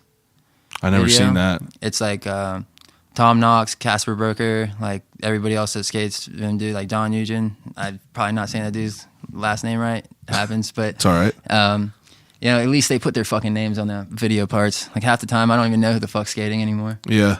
But I watch that video every day forever, and it's just like the music kills. And that's like the thing about the old videos is like half the music I listen to still today. Fuck yeah. I found out by skate videos having at the end of the skate video, they would have the album art and the song and everything. That like was the best. You know? Like if you listen to Baker 3, you got fucking Black Sabbath, you got fucking TK's music in there, you got fucking who else was just on there? Who the fuck else was on there? I listened to someone. I just listened to it I just watched it the other day. Yeah, we watch it every day, and unless I could see it, I'm so bad with that shit, man. But to be honest, man, I grew up on Strange Notes. Did you know what Strange Notes was? No. So it was like a video magazine, all right. And if you used to get Thrasher sent to your house, there would be like a Strange Notes episode in it, and it was like all the Santa Cruz dudes and like all the NHS brands and stuff like made like a fucking monthly or bi-monthly fucking DVD, and it would just be skateboarding. That's and they dope. would do like the warehouse runs where like a pro would go like run amok in the warehouse and just have a shopping cart and fill his fucking cart up just for fun or whatever. Or they go to like different events and show you the behind the scenes. This is before the internet, you know what I mean? So they would do all that shit, and like you'd be able to. It was basically like having it like the YouTube channel before then, you know. It was just like but it was more of that like. That's sick though. Showing you what it felt like to be a part of skating to those dudes, like, you know, and that's like it was real sick to like see that because there was no other place you could see that back then. That's definitely sick for sure. I like that. Wow. I never knew about that though. Okay, second question I had for you were a couple pair of shoes that you liked back in the day. Like we kind of touched on it. Like, you know, I've had favorite pair of skate shoes. I mean, yeah, man, I used to skate. So the iPass I got, I'd either order online or I'd fucking go up to 17th Street and buy whatever they had. Yeah. But there was never a big selection. You know what I mean? Yeah. And I honestly can't even remember the name of the fucking iPass that I wore, but they were always the same fucking model or whatever that fit. Yeah. And shit. And then like, I mean, basically, dude, the Buchnits are like, once I found those, that's like all I rocked for a long fucking time. Okay. You know? And then, but like, and then also like, I was the kind of kid that would go to the mall. Dude, I mean, I used to skate airwalks like a motherfucker. Oh, yeah. Because they were cheap. That was my first pair of shoes. And then like, I skated there. There was this brand called NSS. It was nice skate shoes. But the N looked like an A, and I thought it was ass. It looked like ass on your shoe, and I just thought that was hilarious. And I used to skate that. They were like a fucking like Walmart brand or Kmart brand of skate shoes. My parents were paycheck to paycheck people. Yeah. I skated what it was ever on sale for the most part. It's understandable. Until I started making a little bit of money. Yeah, that makes sense for sure. Okay, and the last question I got for you is your favorite skate spot in the city. Ooh, favorite skate spot in the city? Yeah, I really fuck with the bike path downtown. It's that picture I sent you, me doing that front board. Yeah. So there's that ledge. There's two little metal benches on the left. There's all the Wally spots right there. Yeah. There's the tall planter, and then there's the long down bench, and it's just the smoothest flat ground too.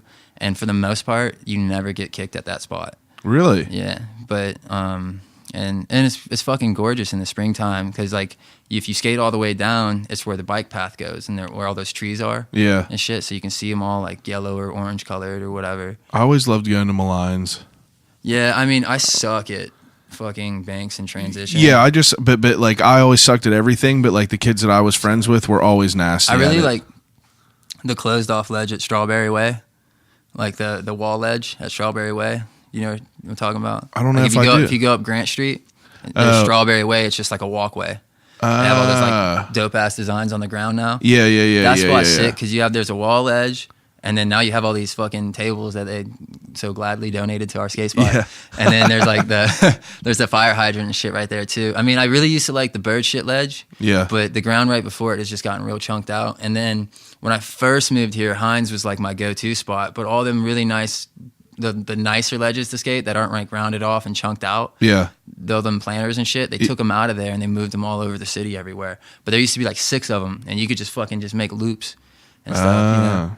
And then... That's what's up. And then like, I mean, Oxford ledges were sick and shit, but now it's just such a bust. Like, you know what I mean? Like, I don't like going to skate spots and fucking getting kicked out and like... I'm fucking 30, man. I don't want to. I don't want to be yelled at by some fucking 23-year-old security guard trying to get a check. For sure. Yeah, that makes sense for sure. All right, so second to last, I ask everyone is death row meal. So you can pick whatever you want to eat, how much you want to eat, from wherever you want to eat. What I want to eat, dude. Oranges from Barcelona. Right now. Oranges from Barcelona. Dude, yes. They were pretty good? They're better than Florida orange. Like, I ate out there for 10 days. I came back like I'd been fucking working out for 20. It's because isn't all their shit? It's natural it's just shit. fucking natural as fuck, dude. Every morning I went down and I would just I'd buy fucking a couple oranges and I'd eat one like while the dude was ringing me out. Like, you know what I mean? Like, they were just delicious. And if I was thirsty and water wasn't cutting it, I'd buy some oranges. Every market just has oranges. And they're like, it's like they knew I wanted them because they're the first thing you see. They're like next to the register. They're that fucking good. You know? And they're cheap as shit. Like, it's like a fucking. So oranges from Barcelona. It's like one and 60 cent euro. I don't know. Is it just like. I've no idea. $1.60 I'm the wrong person to ask. Yeah, for sure. But like for like a pound, you know, like. That's definitely wild. But. I mean, if I had to eat anything, man, pasta all day. But well, you already chose Barcelona oranges, so you can't like. You could eat 4 of them and you're dead. How sickly I'd get eating oranges. I know. I'd die real quick. Yeah, I'm a pasta dude. I'm an any food dude. Yeah, I'm not picky at all. If you're cooking, I'm gonna eat it for sure. All right. So last question I ask everyone is: if you could have a conversation with anyone alive or dead, who would it be and why? Ooh.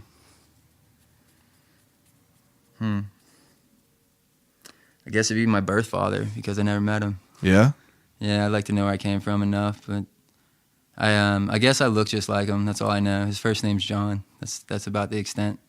My parents don't even really know I know he exists and that my dad's not my dad. Oh, they don't know that? Yeah, my mom knows, but she like acts like she doesn't. Yeah. They still say shit like they'll be like, "Oh, he's got the McConnell nose," talking about my kids, and I'm like, "The fucking you talking about? Like, it's not even the same bloodline." You know what I mean? But like. That's a good answer. Yeah, I don't know, man. Like off rip, that'd be the dude to talk to. I think that's a good answer. Other people, man, like you don't want to meet your heroes, you know. Yeah, I would definitely still love to meet Robin Williams. You know, he's a hero.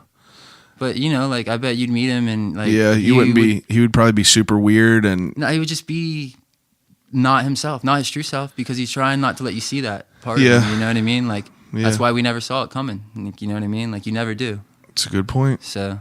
All right. Long as fuck podcast. I hope everyone enjoyed it. Take a second and promote everything you want to promote. Oh, dude. So oneupskateshop.com. The Instagram's oneuppgh. Shout out Zed. Shout out Rage Club. Shout out Greg.